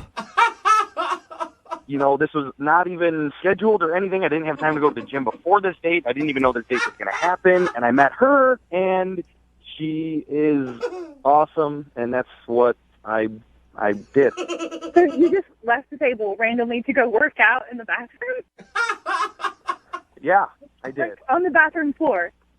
Well, I washed my hands before I came back to the table. That is disgusting. Doesn't make it better. Brittany, do you believe him? I don't know that I mean, I know you explained it, but I don't know that I buy your story. This is the God honest truth, seriously. Well, is this what guys do here? Like, you just go out into the bathroom to work out during the date? Is this how it works? No. I never have. I've never done that one time, but I felt like I didn't look good enough for you, and that's why I did it. It was more of a freak out thing. So working on the car and the tire change wasn't an actual workout? You needed more intensive workout in the bathroom?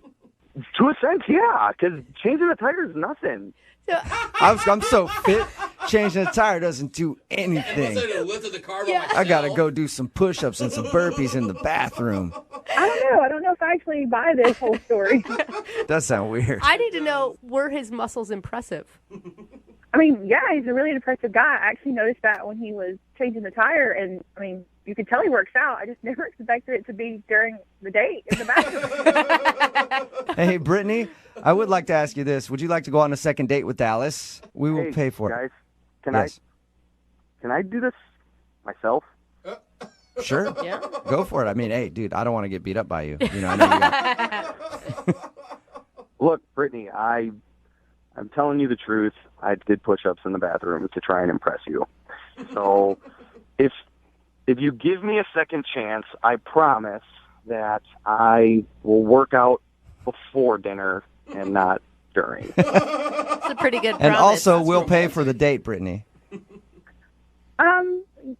You were a really great guy stopping to take care of my tire and take care of me, and you went this far to actually get a second date. So, I think, yeah, let's try it again. Woohoo! Nice! Awesome. Congratulations, Dallas. You got your second date. Well, thank you, guys. I appreciate the help. No problem. Yeah. Stop doing push-ups in the bathroom. I will stop doing push-ups in the bathroom. I'm just embarrassed because I never thought that she would ever find out. Brooke and Jubal in the morning.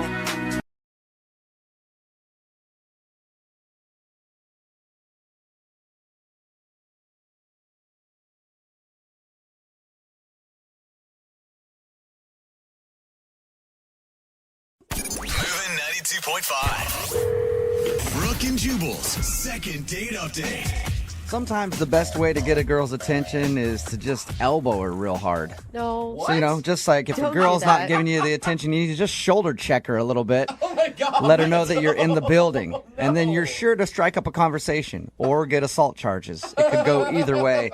And that's how Mark got the girl's attention that he wants to call today. Oh, no. Her name is Rebecca, and apparently that's Mark's thing. He'll walk up next to a girl and just throw a shoulder on her real hard. And then he starts up a conversation. Is that how it works, Mark? Yeah, I guess so. What are you talking about? That's how it works. I thought he was being sarcastic. I think he still is, Brooke. Yeah, I am being a little sarcastic. His email said that he bumped into her real hard to try to get her attention. So On purpose? Tell us how that happened, Mark. Well, not real hard. So anyway, yes, Rebecca, I met her at a club. She's absolutely stunning. I noticed her right when she walked in, and so I was immediately started figuring out ways of trying to talk to her. So I ended up going over to her and kind of dancing near her and purposely bumping into her, asking her, I was like, why'd you bump into me? She was like, hey, you bumped into me. And so that's actually pretty smooth, isn't it? Oh, nice. Yeah, I didn't think it was too offensive. So See, I was picturing it totally different. I was picturing like you guys were playing hockey and she had a drink in her hand and you just slammed her up against the wall and the drink went everywhere. You're like, yeah! So obviously it worked out for you since you got a date with her. Yeah, like I said, man, she was absolutely stunning. Slightly out of my league, but, it worked. We chatted up at the club the rest of the night. I asked her for a number and if she would want to go out sometime. She gave it to me. Gotta be honest, I was worried that she was going to give me the loser line. The loser line, segment that we do on 710 and 910 on Monday mornings, the loser line phone number. But we didn't hear your voicemail on that, so obviously it was her real number. That's nice. Good. Yeah, it really was. And so we set it up, and it was great, man. I was excited. Did you put a lot of thought into what you guys were going to do on your date? I actually just kind of wanted to keep it casual. Just kind of started off with dinner and just kind of see where it led from there. Okay. And how did it lead? Was it good? Well, when I first pulled up to her house and when I walked up to the door, she had actually opened the door before I even knocked. Like So she that was looking out the peephole and expected you and was just... Well, if he said he was going to be there at a certain time, why wouldn't she expect him? I mean, I do that if somebody's coming over to my house. I'll look out the window to see if they're there, but I never open the door before they're there. I just wait for them to knock and be like, oh, there you are. It's kind of weird to just be like, I was sitting right here next to the door and open it up. No, it was just, for me, it was a wonderful surprise. I mean, that got me pretty excited that it seemed like she was that excited. Yeah, totally. It's a great sign. I think it's awesome. Yeah, that's what I thought. Then I gave her a hug and said we should get out of here. I made some dinner reservations. And I go to my car and turn around and realize she just was still standing there in the doorway. What? She just stood there in the door? Yeah, didn't move. Maybe she was stunned by your good looks. What was she doing in the doorway? I don't know what she was doing in there. I didn't know if, the club light hit me right that night and daylight it wasn't so good, or I don't know. So she seemed stunned. Yeah, I don't know. She just kind of stared at me with this weird look, and I stared back and just kind of said, we should go. And I don't know, she kind of snapped into it and got in the car. Maybe she was expecting you to carry her to the car. Be a gentleman.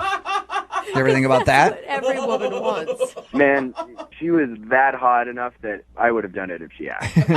Give her a piggyback ride to your car door. Nice. Was that the only strange thing that happened on your date?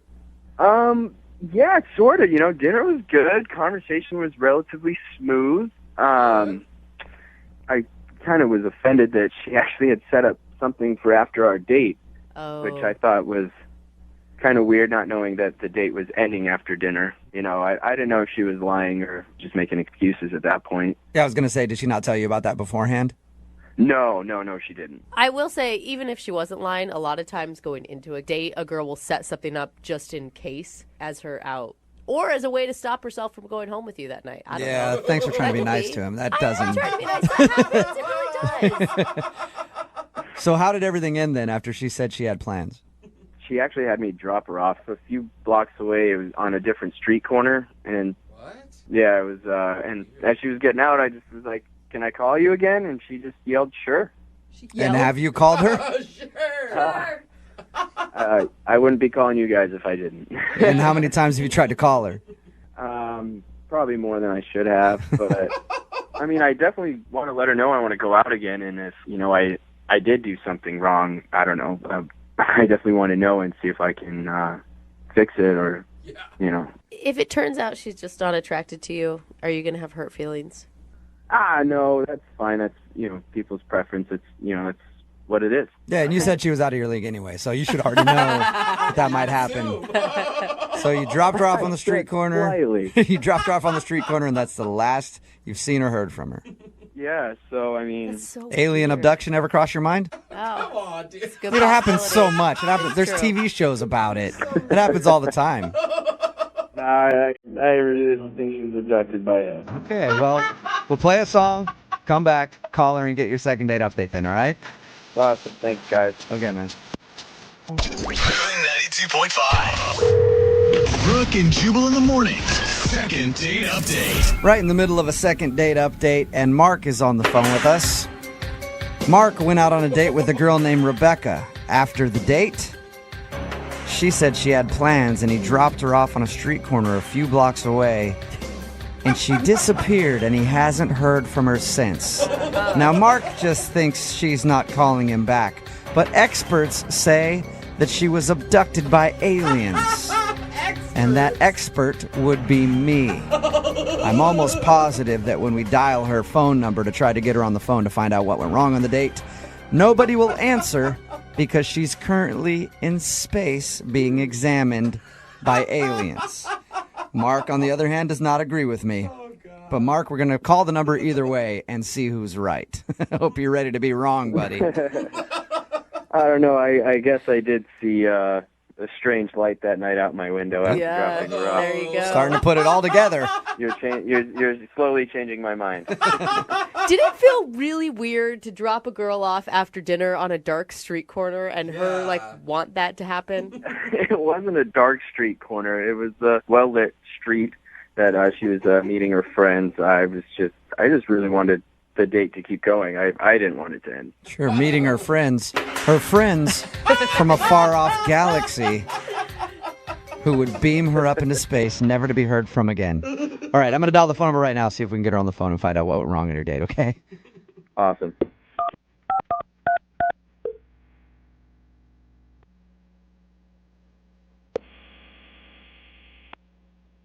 Hello? Hi, is Rebecca there? Yeah, this is her. Rebecca, how are you? This is Jubal from Brooke and Jubal in the Morning. Okay. I'm calling because you recently went out on a date with one of our listeners, and he emailed us to see if we could get you on the phone. His name is Mark. Oh. And you met Mark out at a club, and then you guys went to dinner. And ever since your date, you haven't responded to any of his phone calls or text messages. So he emailed us and was like, can you guys see if you can call her and find out what went wrong? This is really bizarre. He told us how you guys went out, and then you said you had to meet up with some friends. Was the friends thing an excuse to get out of the date? I mean, he was, he was nice. You still haven't answered my question, Rebecca. Did you make up the fact that you were meeting up with your friends later as an excuse to get out of your date with him? I mean, I'm going to take that as a yes. Yeah, just take that. Move on. So why'd you do that? What was so bad about the date? for me, I'm more like old-fashioned when it comes to dating and stuff, and I definitely believe that a gentleman should act a certain way, and I kind of feel like he fell short of my expectations. Do you mean, was he not opening doors? And I mean, when we first met up, when he came to my house to pick me up, you know, I was waiting for him at the door, and I just felt like, you know, he came to greet me, and that was fine, and he gave me a hug, and then I was kind of just waiting, you know, for him to kind of set the tone of the date, especially with a first impression, and he just didn't really do it right. What did you want him to do? I mean, a hug sounds pretty good to me. I don't know. I just think like when a gentleman comes to pick up a lady, you know, he should bring her like a little token of his appreciation, like flowers or maybe a stuffed animal or something. It doesn't have to be anything, you know, expensive, but just something to say hi and, you know, I appreciate you taking the time to go out with me tonight. so he didn't bring you essentially a gift, and that upset you. Yeah. Wait, do most men... Okay, hold on. Do most men bring you a gift when you go out on a first date? Because I've never encountered it. I mean, not every time, but I mean, the ones that don't bring me a gift don't really see me ever again. And the ones that do, I, you know, I'm willing to take the next step or maybe a second date. And I know a lot of people will call me old-fashioned. I feel like you kind of feel that way, and maybe I am, and, you know, maybe you're not. People just do things differently and have different, you know, standards and stuff. Okay, how was everything else? How was everything else on the date other than the fact that he did not bring you a gift? He seemed genuinely nice, and it did start off a little sour, and when it kind of starts off that way, it's hard to really get like the butterflies going and stuff like that. He said when he picked you up that there was a moment where you just stood at the door. Well, I just thought that he was going out to get the gift after he came up empty-handed at first. Like I thought he was picking up on what was happening. He's like, Okay. I'll wait here. So you assumed that he was going back to his car to grab you, whatever it was. Yeah, like I thought he had forgotten it in his car. So you knew in that moment when you were at the door and he had nothing for you that you would never go out on a date with him again? I didn't know at that moment. I thought maybe somewhere down the line there would be like a surprise or maybe a gift waiting like on the seat in the car or at the restaurant or something like that. But yeah, then when I realized, it kind of just fizzled out for me. So he took you out the whole time and no gift. What a jerk. Right, no gift. Man. You know what? I think he should realize that he needs to be more of a gentleman, and we should tell him that. Go for it. Well, but how about you tell him? Because he's actually on the line listening right now. Hi, Rebecca. Oh my God. I didn't know you were there. Yeah.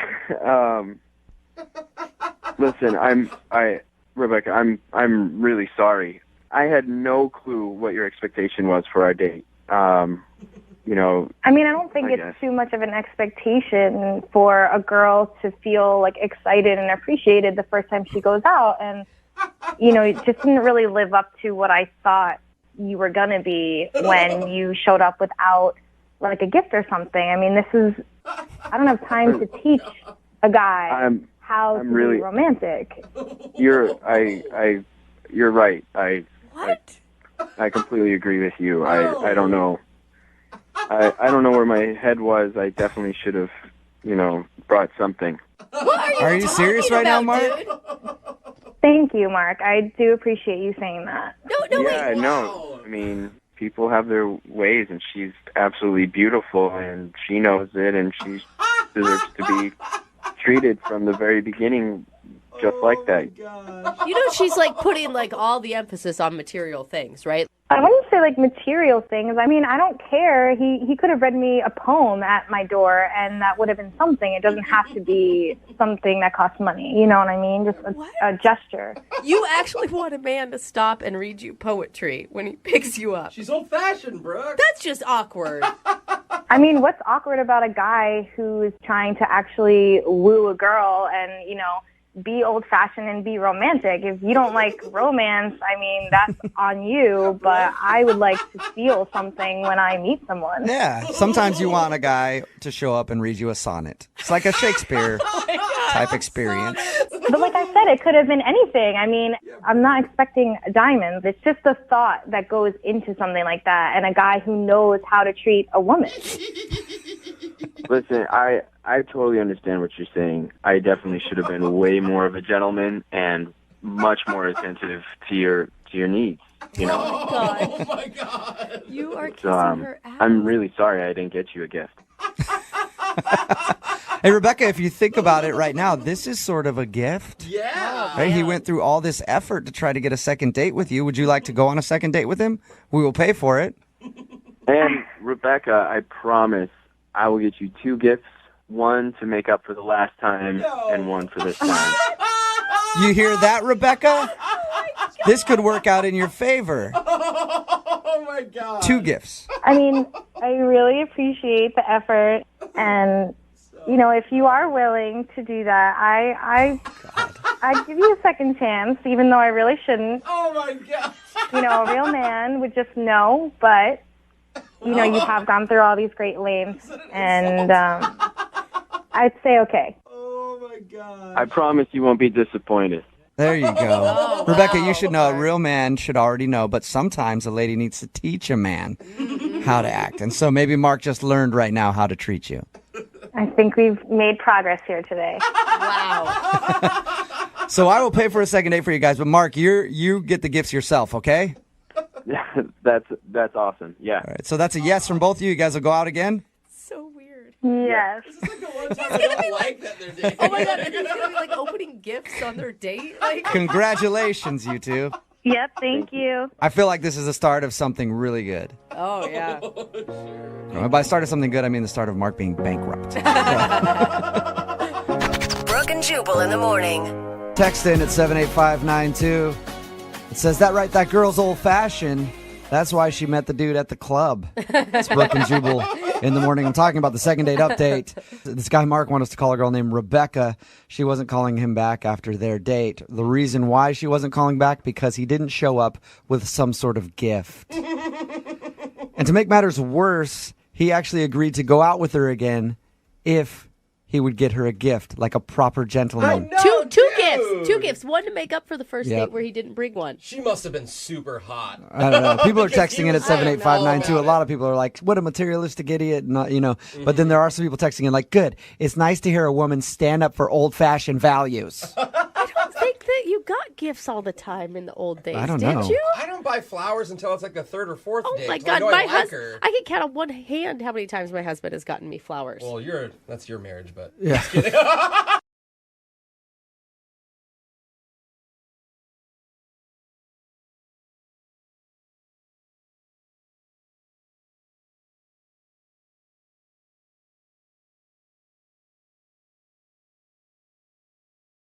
Napa know-how. At Napa, we've stopped thinking outside the box. Instead, we're thinking inside the bucket. The $2.99 Napa bucket, to be exact. When you fill those bad boys with auto parts, you can get 20% off 3 or more items that fit inside. No overthinking required. Just get your bucket, fill it up, and save 20%. Quality parts, helpful people. That's Napa know-how. Napa know-how.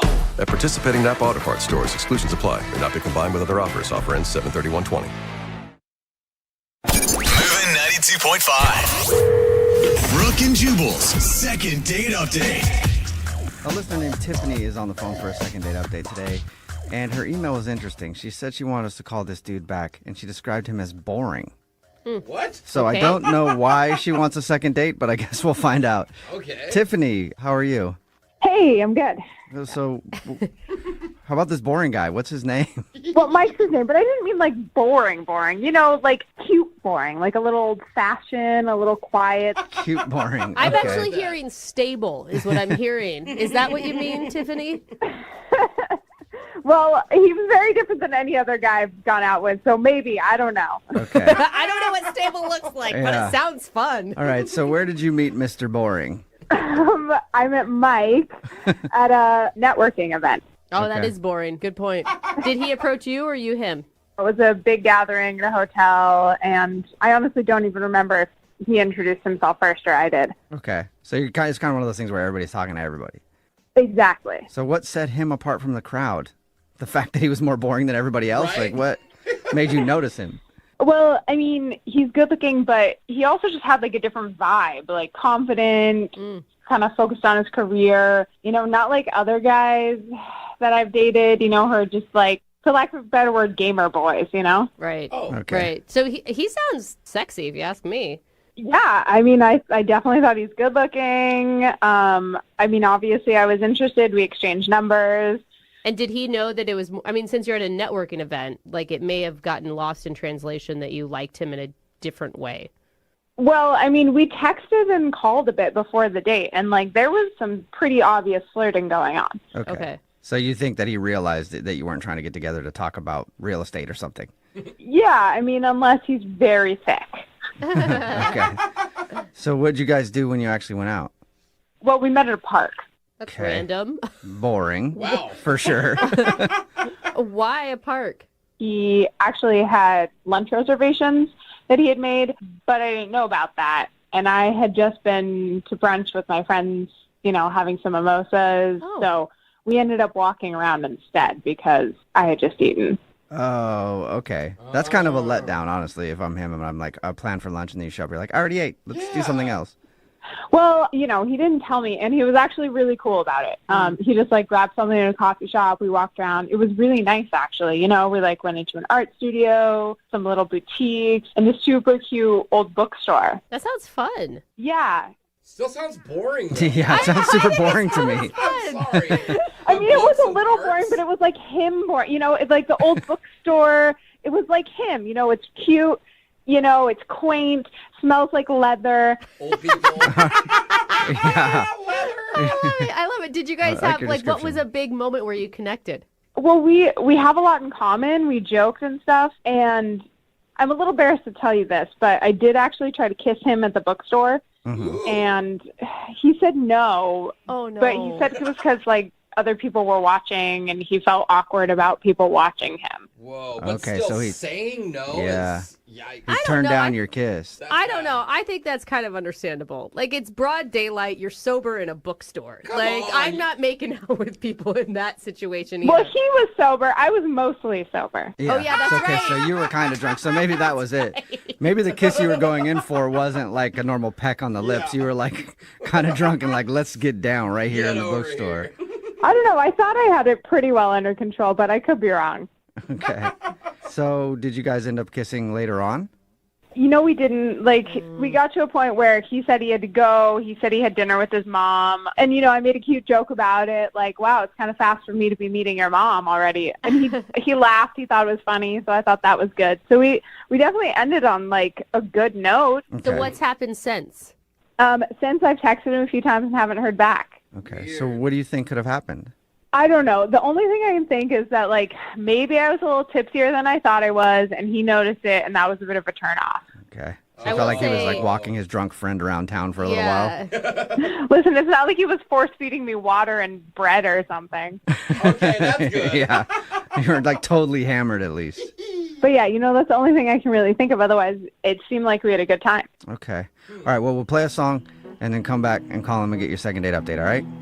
Awesome. Thank you. Hang on. Moving 92.5. Brooke and Jubal in the mornings. Second date update. Right in the middle of a second date update, and if you're just joining us, Tiffany is on the phone. And there were a lot of but not that's on Tiffany's first date with a dude named Mike. She showed up drunk, but not that drunk. He was boring, but not that boring. True. The date was good, but not that good. I don't think. Anyway, if you're just joining us, Tiffany went out with a dude named Mike. She met him at a mixer, and then they went out for a date. He actually made lunch reservations, but she had gone to brunch with her friends before that, so she'd already eaten, was kind of tipsy. So they had to change plans and ended up just kind of walking around and going to stores while he ate a sandwich that he got from a coffee shop.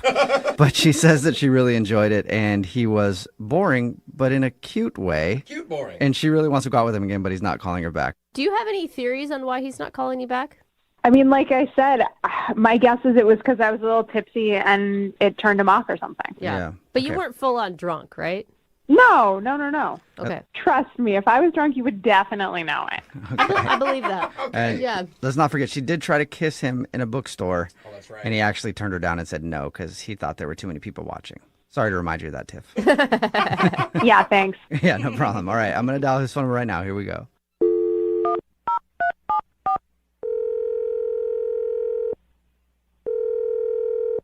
Hello. Hi, may I speak to Mike, please? This is he. Mike, how are you, man? This is Jubal from Brooke and Jubal in the morning. I'm good. Where are you calling from again? Brooke and Jubal in the morning. It's a radio show. Okay. Have you ever heard of it?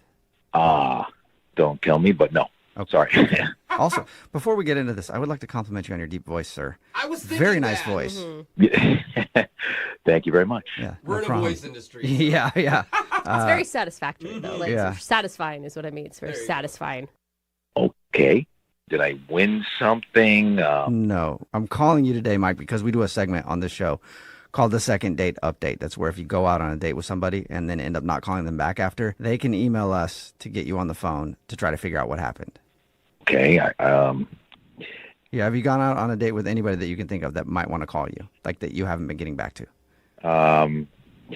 Now that I think of it, potentially, is this, oh my God, Tiffany? Yes. Congratulations. You got it right. Oh, God. Yeah. Sounds like you've been trying to forget Tiffany. Tiffany emailed us and told us a little bit about your date. She also said that you're not texting or calling her back, and she wants to know why. Well, I mean, is this on the radio? It will be, yeah. Why? Are you going to say something inappropriate or mean? Like, it sounds like your date was pretty tame. Yeah, no, it was tame. I mean, the whole thing was kind of weird in that I didn't realize it at first when I had met her, but there's like a big age difference. What's the age difference? Well, when I had first met her, I thought she was older. Okay. I mean, she looks like she's in her mid-30s, actually, but... What? Hello? Yeah, so keep going. But how old is she? I think she's like 26. She's in her mid-20s, which would make me like almost 30 years older than her. Whoa! Oh, wow. Holy hell, Yeah. that's a big age difference. Yeah. You have a deep voice, an old man voice. And that's why you do lunch and not brunch. That makes sense now. You know, that's why most of my dates are over the phone, I guess. I mean, I give good phone.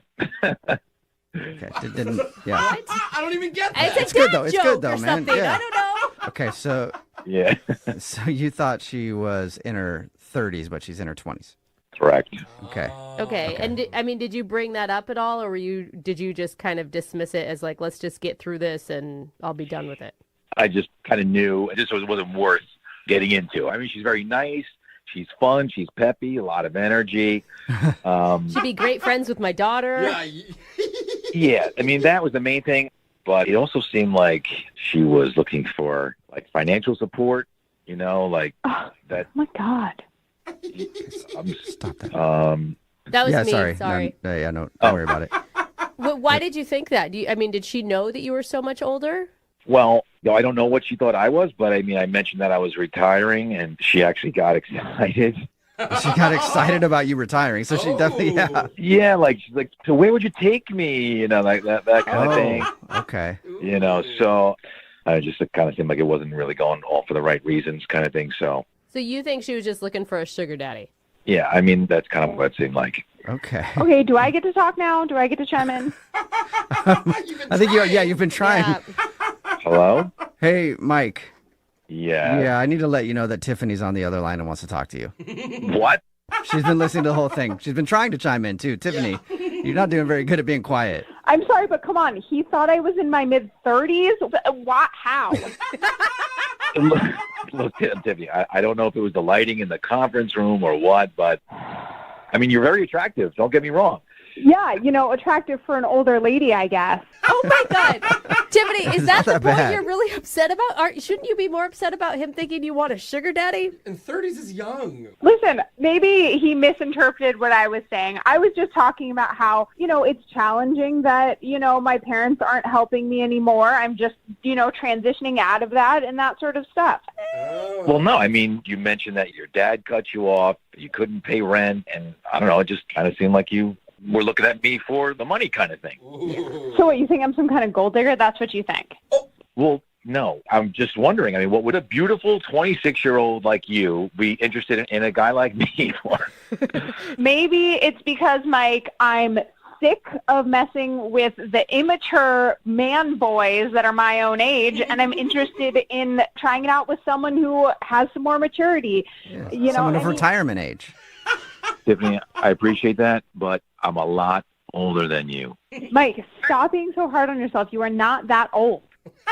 I don't think he's making it sound like a negative thing. It's just a fact. Right. It's just a fact. I am that old, Tiffany. No, I mean, you're useful, you're young at heart, you joke, no one would look at you and think you're your age.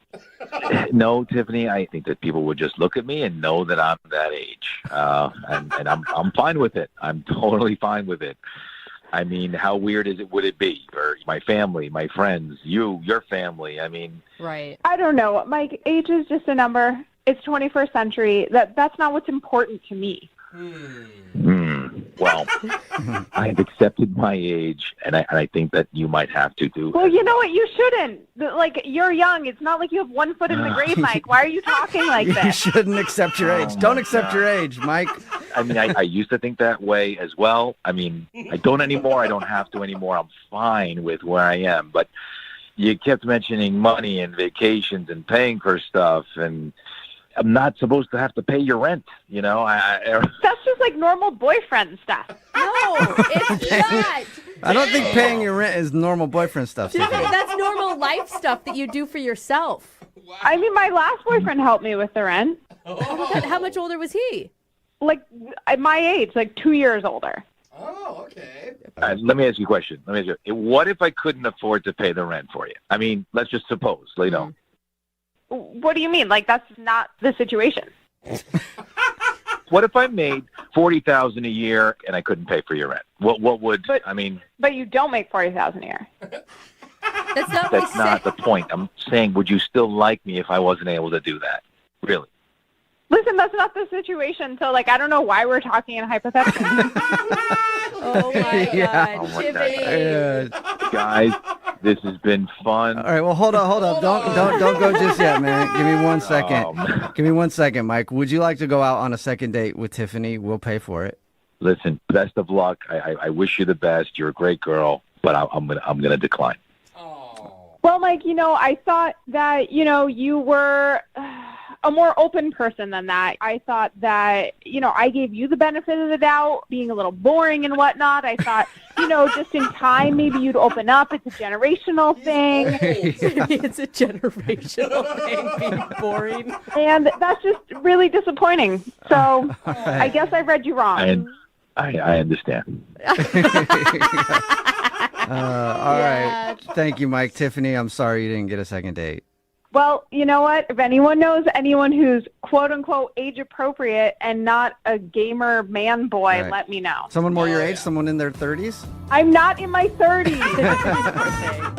Brooke and Jubal in the morning. Napa know-how. At Napa Auto Parts stores and Napa Auto Care centers, get a $25 prepaid Visa card when you get any Napa Automotive battery. It's the best deal for some of the best batteries from some of the best car people around. But we might be a little partial. Anywho, pick up any Napa Automotive battery and save $25. Do it yourself or have it done for you. That's Napa know-how. Napa know-how. At participating Napa Auto Parts stores and Napa Auto Care centers while supplies last. Offer ends 8/31/20.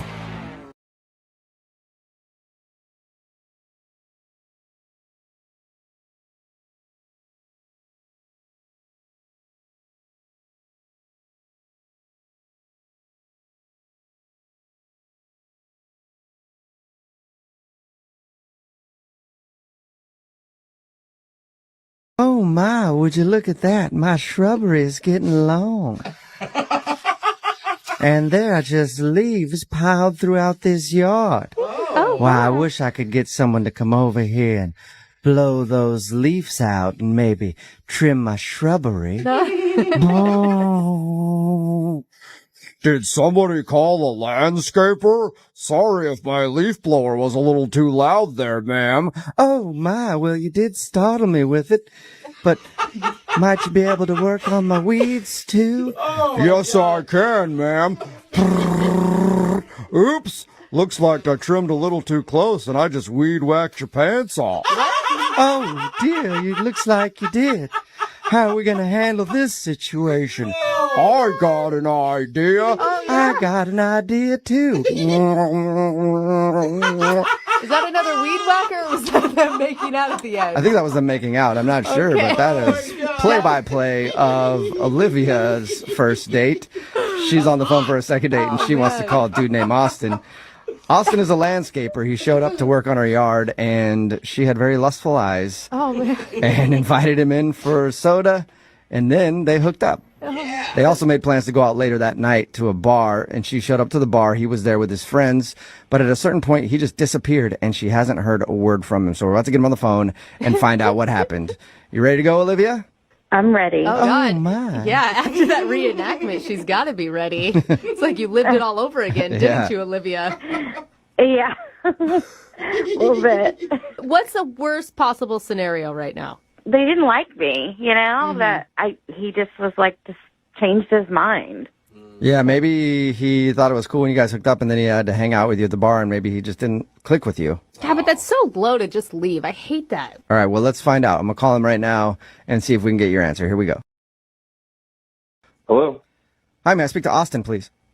Yeah, speaking. Austin, how are you, man? This is Jubal from Brooke and Jubal in the Morning, the radio show. Brooke and what? Brooke and Jubal in the Morning. It's a morning radio show. Okay. I kind of don't listen to the radio, so I've never heard of you guys. Sorry. But... It's all good, man. I'm calling you today, though, because we actually got an email into our show about you. What? Yeah. It's a segment we do on our show. It's called The Second Date. That's where if you go out on a date with somebody and then end up blowing them off, they can email us, and we'll get that person on the phone and hopefully find out why they're not calling them back. And you recently met a woman named Olivia.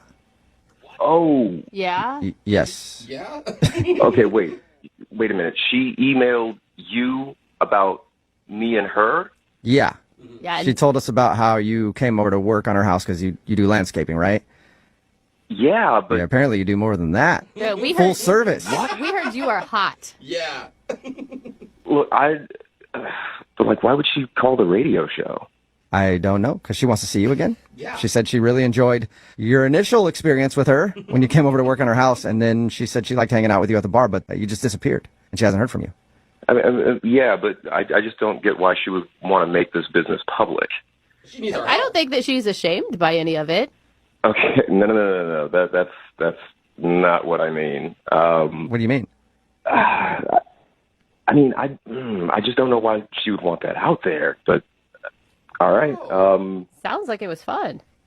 I mean, it was until we were at the bar later on, and we were shooting some pool, and I went to go get some another round of drinks, and this guy comes up to me.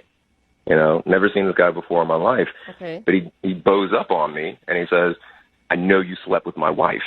Wait, what? Wife? Yeah, exactly. I'm like, what? I don't know what you're talking about. This guy says that he followed her to the bar from the house, saw her hanging out with me, knew that something had happened. Whoa. And, I was, I was questioning it. Is this guy messing with me? So I asked him some questions. I asked him a little bit about the house. He knew everything about the house. He knew everything about the lawn. No. And I... Wow. But So that is you really think weird. Olivia is married?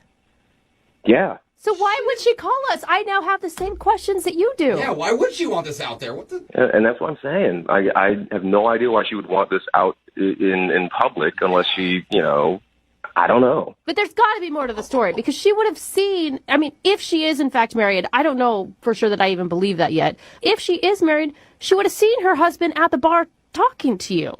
Thing is, the pool is in its own area in the bar, so it's like in another room, so she might not have actually seen him. That would be so weird for him to just approach you and not approach her. Like, what kind of self-control do you have to have? No, I don't know. Maybe he did, but he was basically just talking to me, and he threatened me. He basically said, you're not seeing her anymore, you're not talking to her. What? He basically said that I couldn't landscape at the place anymore. Oh, damn! You lost a client too. After all that, I don't want to get in any more trouble with my job, so I took off. I was out. Yeah, understandable. But why didn't you respond to her text messages like, hey, I'm not writing back because you have a husband? I'm not getting in the middle of that. Again, I didn't mean to get in the middle of it in the first place, but after I met the guy, it's like, no, I'm not going to be texting with his wife. But she can't be. Austin. I feel like she can't be married if she's willing to do a second date with us and everything else. There's got to be more to the story. I don't know. I know who does know. It's Olivia, and she's actually on the other line listening and wants to talk to you. You want to talk to her? Unless she's hung up. What? Olivia, are you there? Yeah, I'm here. What are you doing? I'm not married.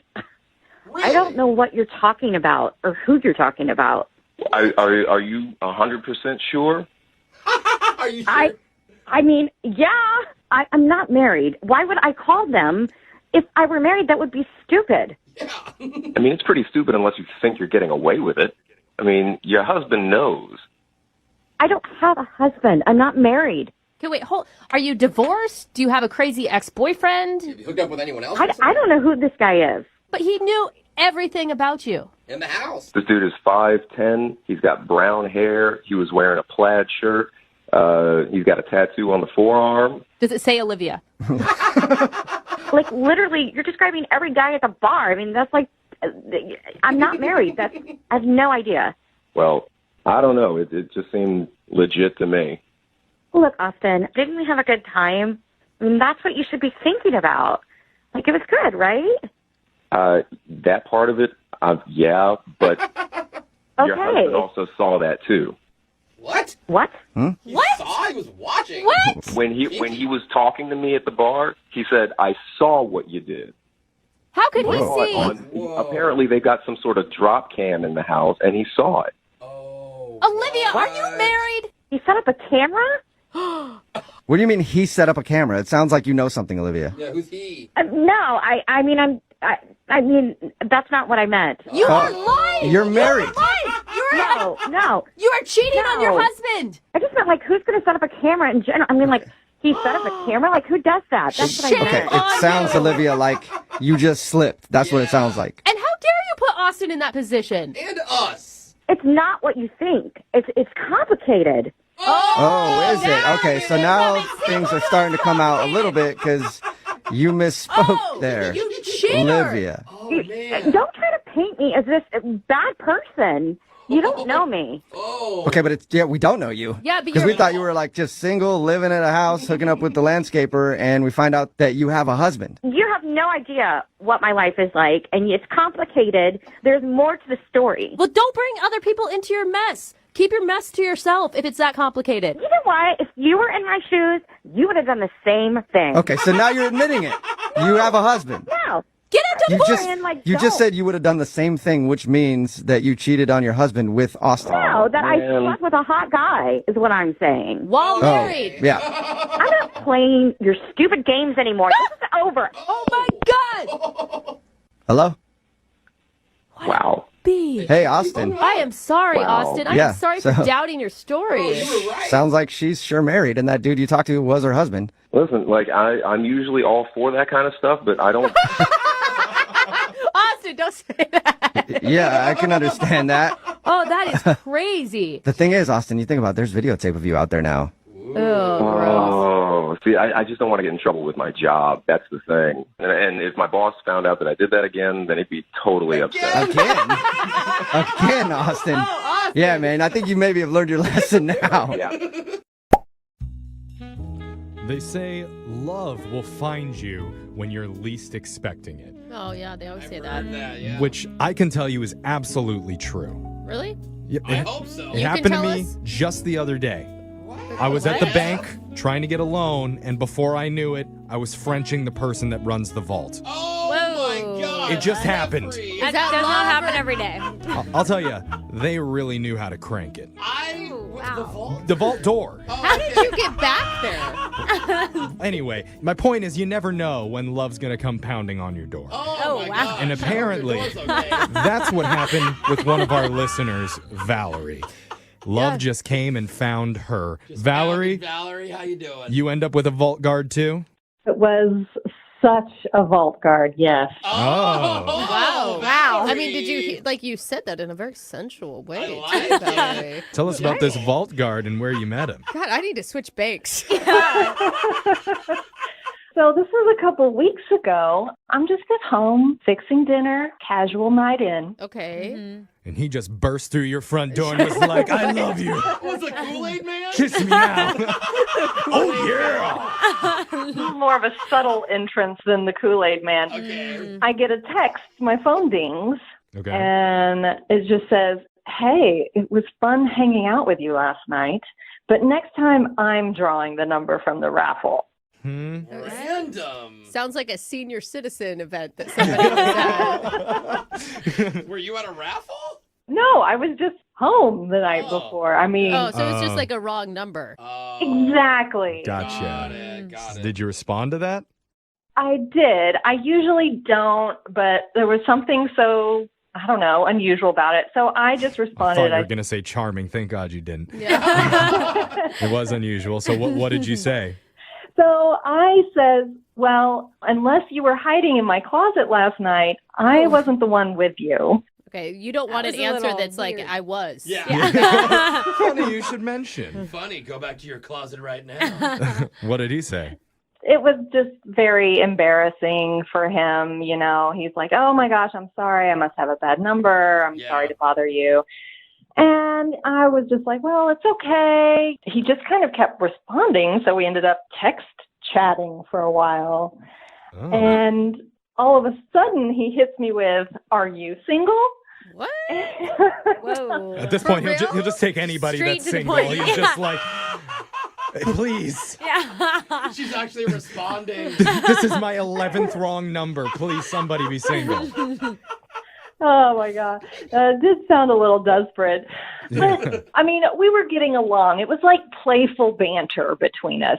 This is like one of those stories you see on the news where like somebody accidentally texted someone and now they're all having Thanksgiving dinner together. Yeah. Look Or how now she's you know. missing. Yeah. For 3 weeks. Right. Have you seen her? How different is it than meeting someone on Tinder? No, It you're is. right. You know, I It's- mean, Chemistry is chemistry. It's really random that this happened and that you guys connected. Did you ever end up going out?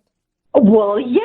So, I mean, I'm recently single, and so one thing led to another, and we decided to meet up the next night at a street fair near my house that I like to visit. Wait, I mean, what are the chances this guy gets the wrong number? You're in the same area. Did you get a picture or anything of him before you met up? So he sent me a link to his Facebook page, so I kind of checked him out. Facebook and raffles? I'm a little scared. Not boding well Old, for right? Mr. Vault Guard.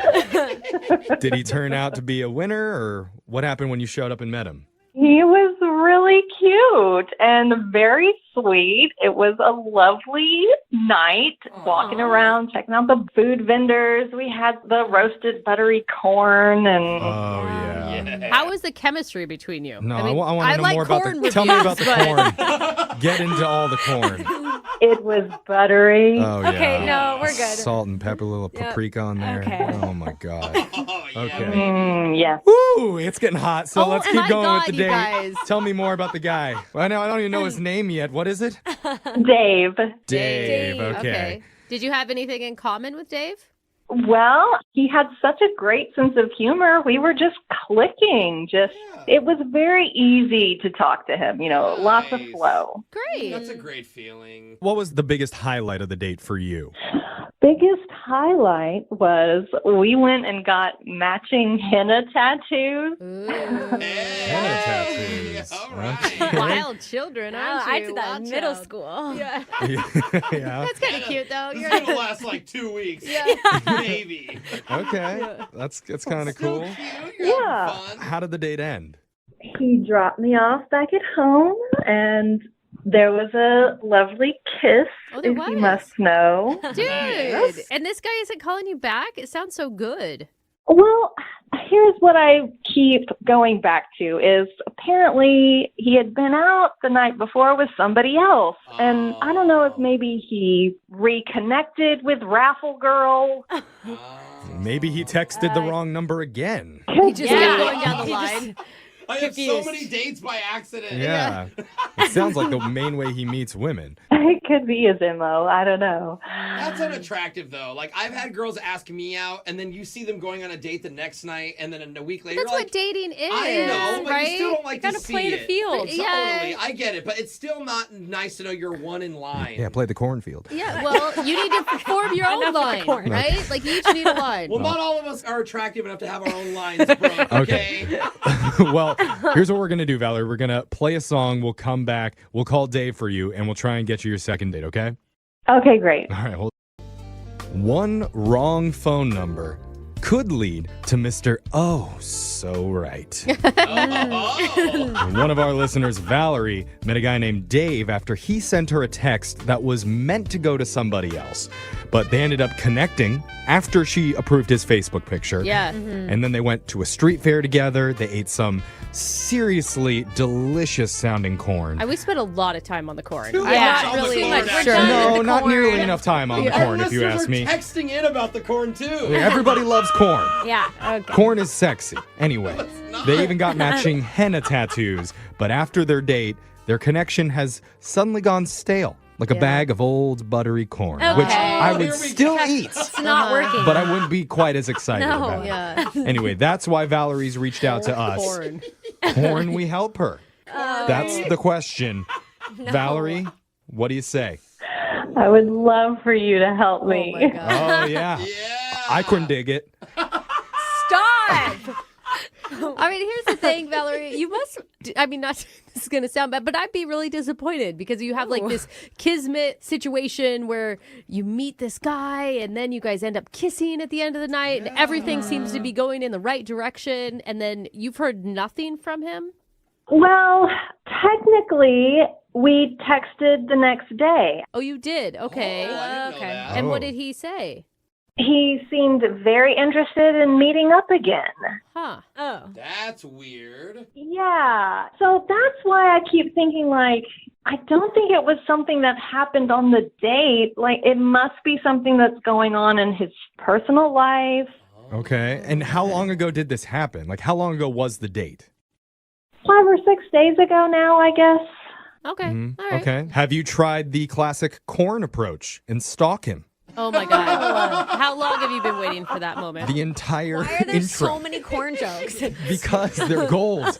Like corn. Oh, here we go. Gotta make him score. Oh, yeah, he's just being corny over Oh, there. see, now you're into it. Uh-huh. Now you're coming around on the corn. Anyway, let's calm him.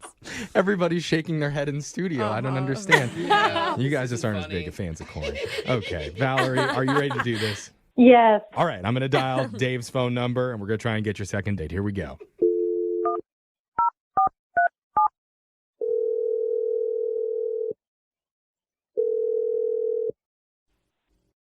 Hello? Hi, is this Dave? Yes. Who's this? My name's Jeff from the radio show Brooke and Jeffrey in the Morning. I'm hoping you have a second to talk with us. I'm not really sure why you'd be calling me. It's a good question. That is. Why? I commend you Yeah. on your question asking. Yeah. You're much better at asking questions than I am, and I'm a radio host, so good for you, Dave. Are you a new radio host? How'd you know? Does it show that much? Oh my God. I'm just not familiar, sorry. Oh, okay. Neither is he. Good save. All right. So, look, the reason why I'm calling you today is because we're doing a segment on our show called A Second Date. That's where if you go out with someone and afterwards, if that person isn't calling you back, you can email us and we'll reach out to them for you to help you figure out the reason why. Make sense? Yeah, I see. Okay. And so recently you went out with a woman who's been trying to get a hold of you. Her name's Valerie. Yes. Okay. Yeah. You know Val? Did you have a great time on your date? I mean, the whole story. She told us about like how you accidentally texted her. It was like a wrong number or something. That was probably pretty crazy. Yeah, it was a great story, I guess. But, yeah, I think that's just going to be it for us. So. That's it for you guys? Yeah, I mean, I would say I was ultimately very displeased with the date. Really? That's interesting because from her perspective, the date was really good. Yeah, we loved your date. She told us that you kissed her at the end of the night. If you were displeased people don't kiss. I mean, you know, full disclosure, that night I was not displeased, but I'm still dealing with the aftermath of that evening. Would you Okay. eat something bad, dude? Yeah, what in the aftermath displeased you? Was it the corn? No, if it's the corn, we're hanging We up heard right about now. the corn. What could be displeasing about corn? I don't know. It has nothing to do with the corn. Oh, thank God. Oh, yeah, because that would not check out. So what? We have high corn expectations on this show, okay? So what did upset you? All right. Well, so she told you we went to the street fair, and Yeah, sounded great. did she happen to mention the henna tattoos? Yeah. She said you guys got matching henna tattoos. We did, and I thought these things were supposed to come right off. So, like, we both got the sun, but with, like, you know, flowers all around it and vines and all this stuff. Yeah. Did you get it on your hand or what? I mean, henna typically lasts, I think, what, like 2 weeks or something? Yeah, a or- few Yeah. weeks. You didn't get on your face, did you? So, no, not on my face, but it's all on the palm of my hand now. And I ended up having a big job interview coming up. Okay. And tried really hard to get the tattoo off. Didn't work. Still there.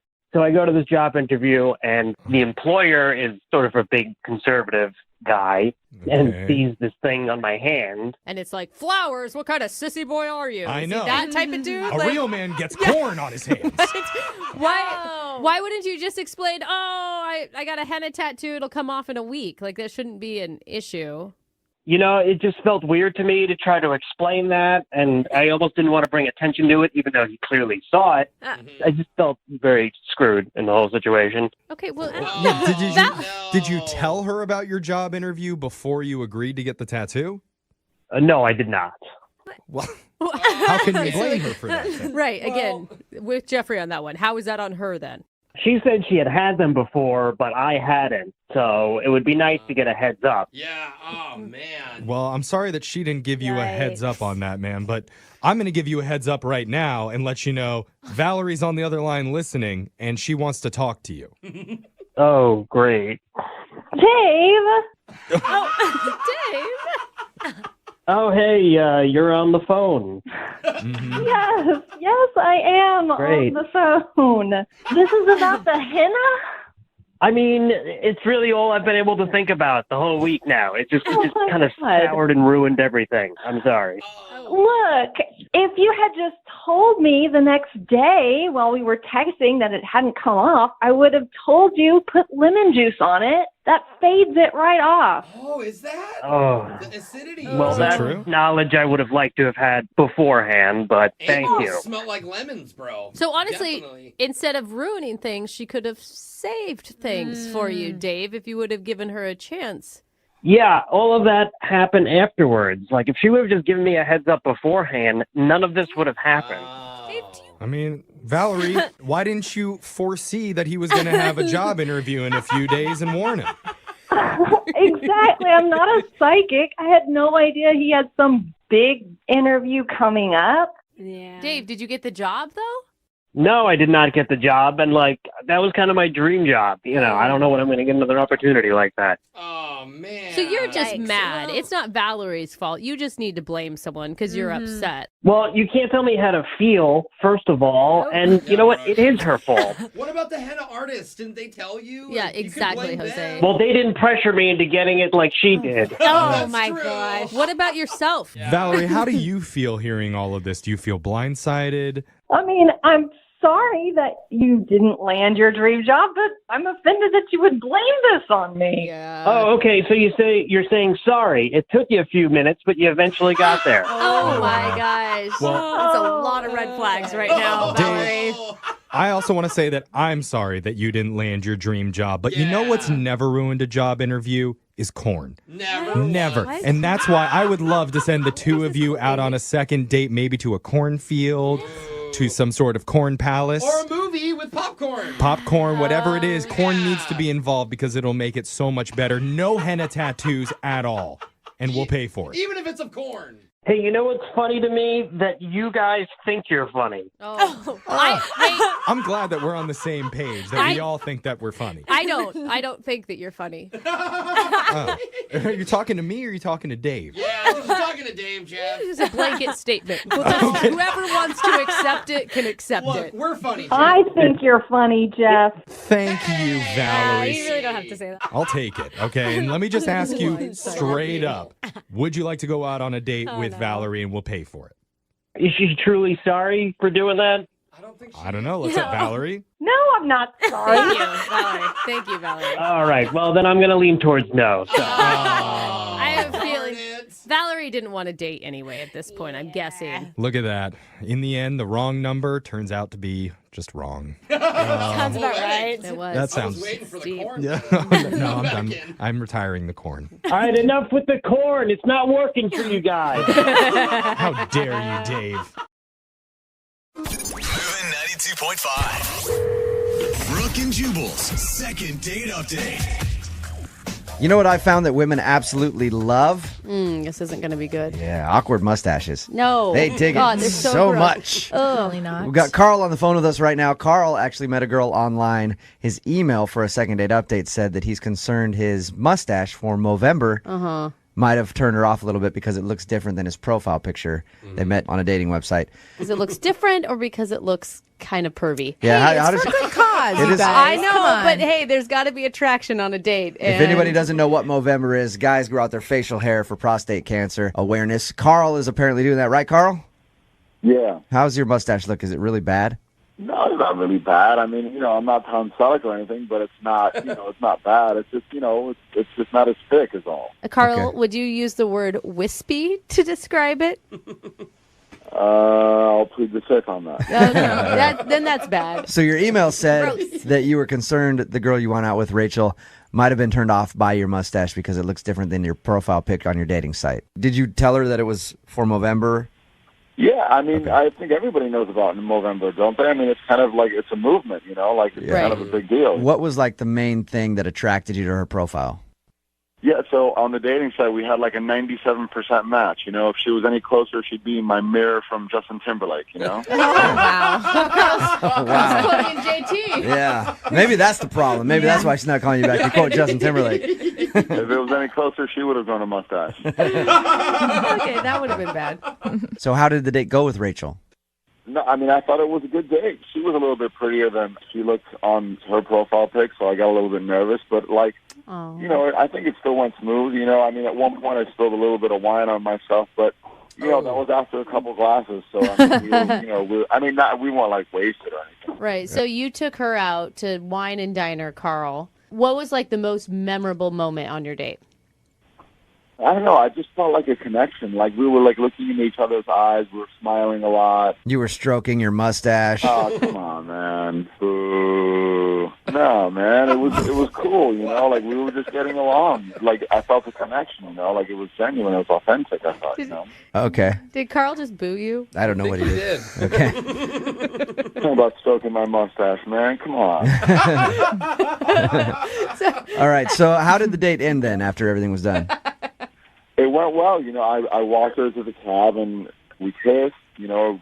I mean, I thought it was just an amazing kiss. We just looked at each other's eyes and we locked lips, and she was just, you know, I felt very connected. I felt like it was, like, I felt very close to her. I felt like, wow, this girl, she's amazing. I can't wait to get to know her more. Wow. I love And then that's when she ran off and hopped in her car and has never been heard from again. She did not run off. I held her hand slowly, put her in the cab, shut the door lightly. All right. And the cab whisked her away home safe. Oh, wow. It's like crazy. Like when you feel that strongly after a kiss that the other person could not feel the same way. I mean, they have to, right? Oh, no, it's happened quite a bit in my life.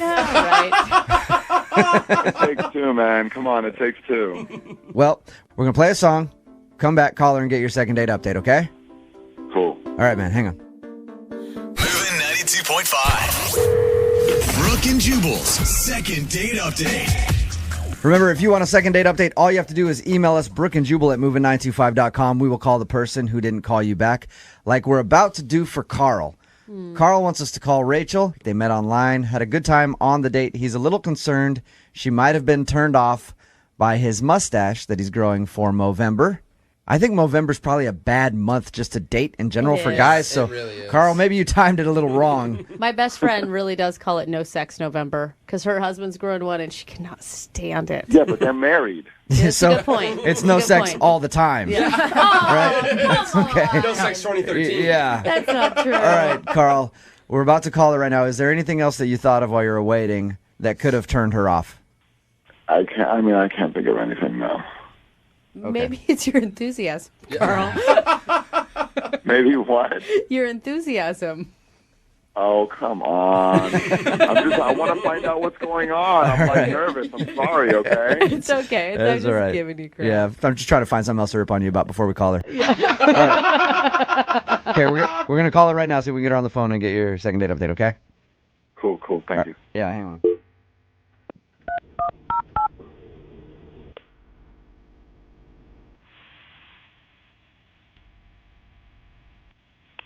Hello?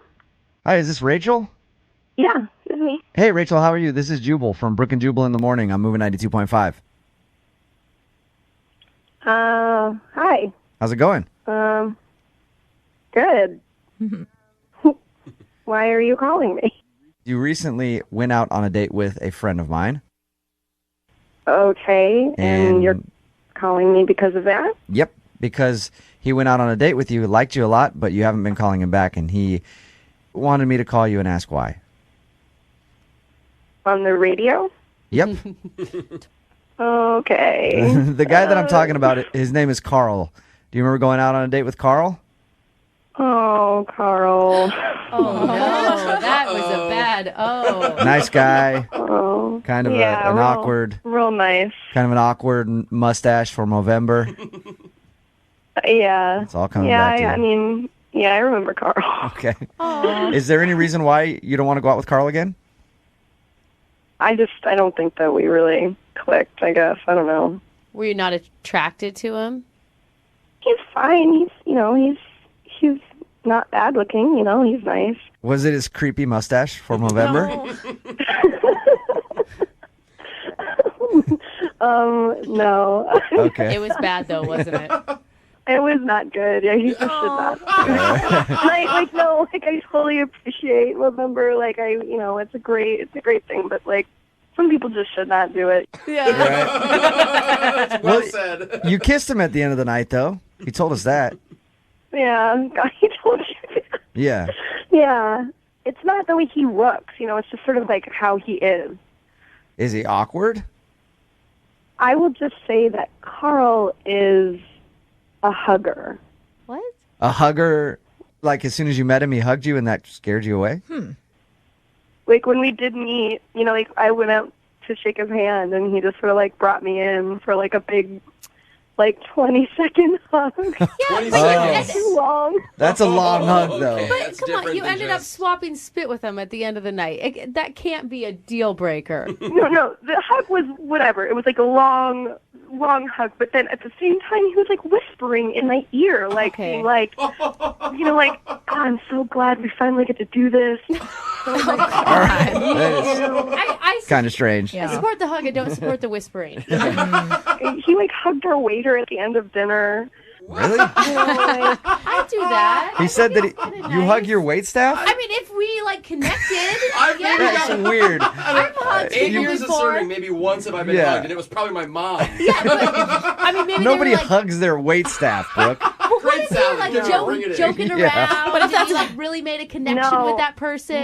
No, because then he like as we were leaving, he also like hugged the host as we were like leaving. Really? Okay, so Carl's a creepy hugger. That's what you think of him. No, Carl's a sweet hugger. Like it's not even creepy. It's just like exuberant in a way that I'm not into. I'm just imagining him leaving tips in the form of hugs. Yeah. You Like got not 6 cash. hugs tonight. Oh, I think that is really sweet.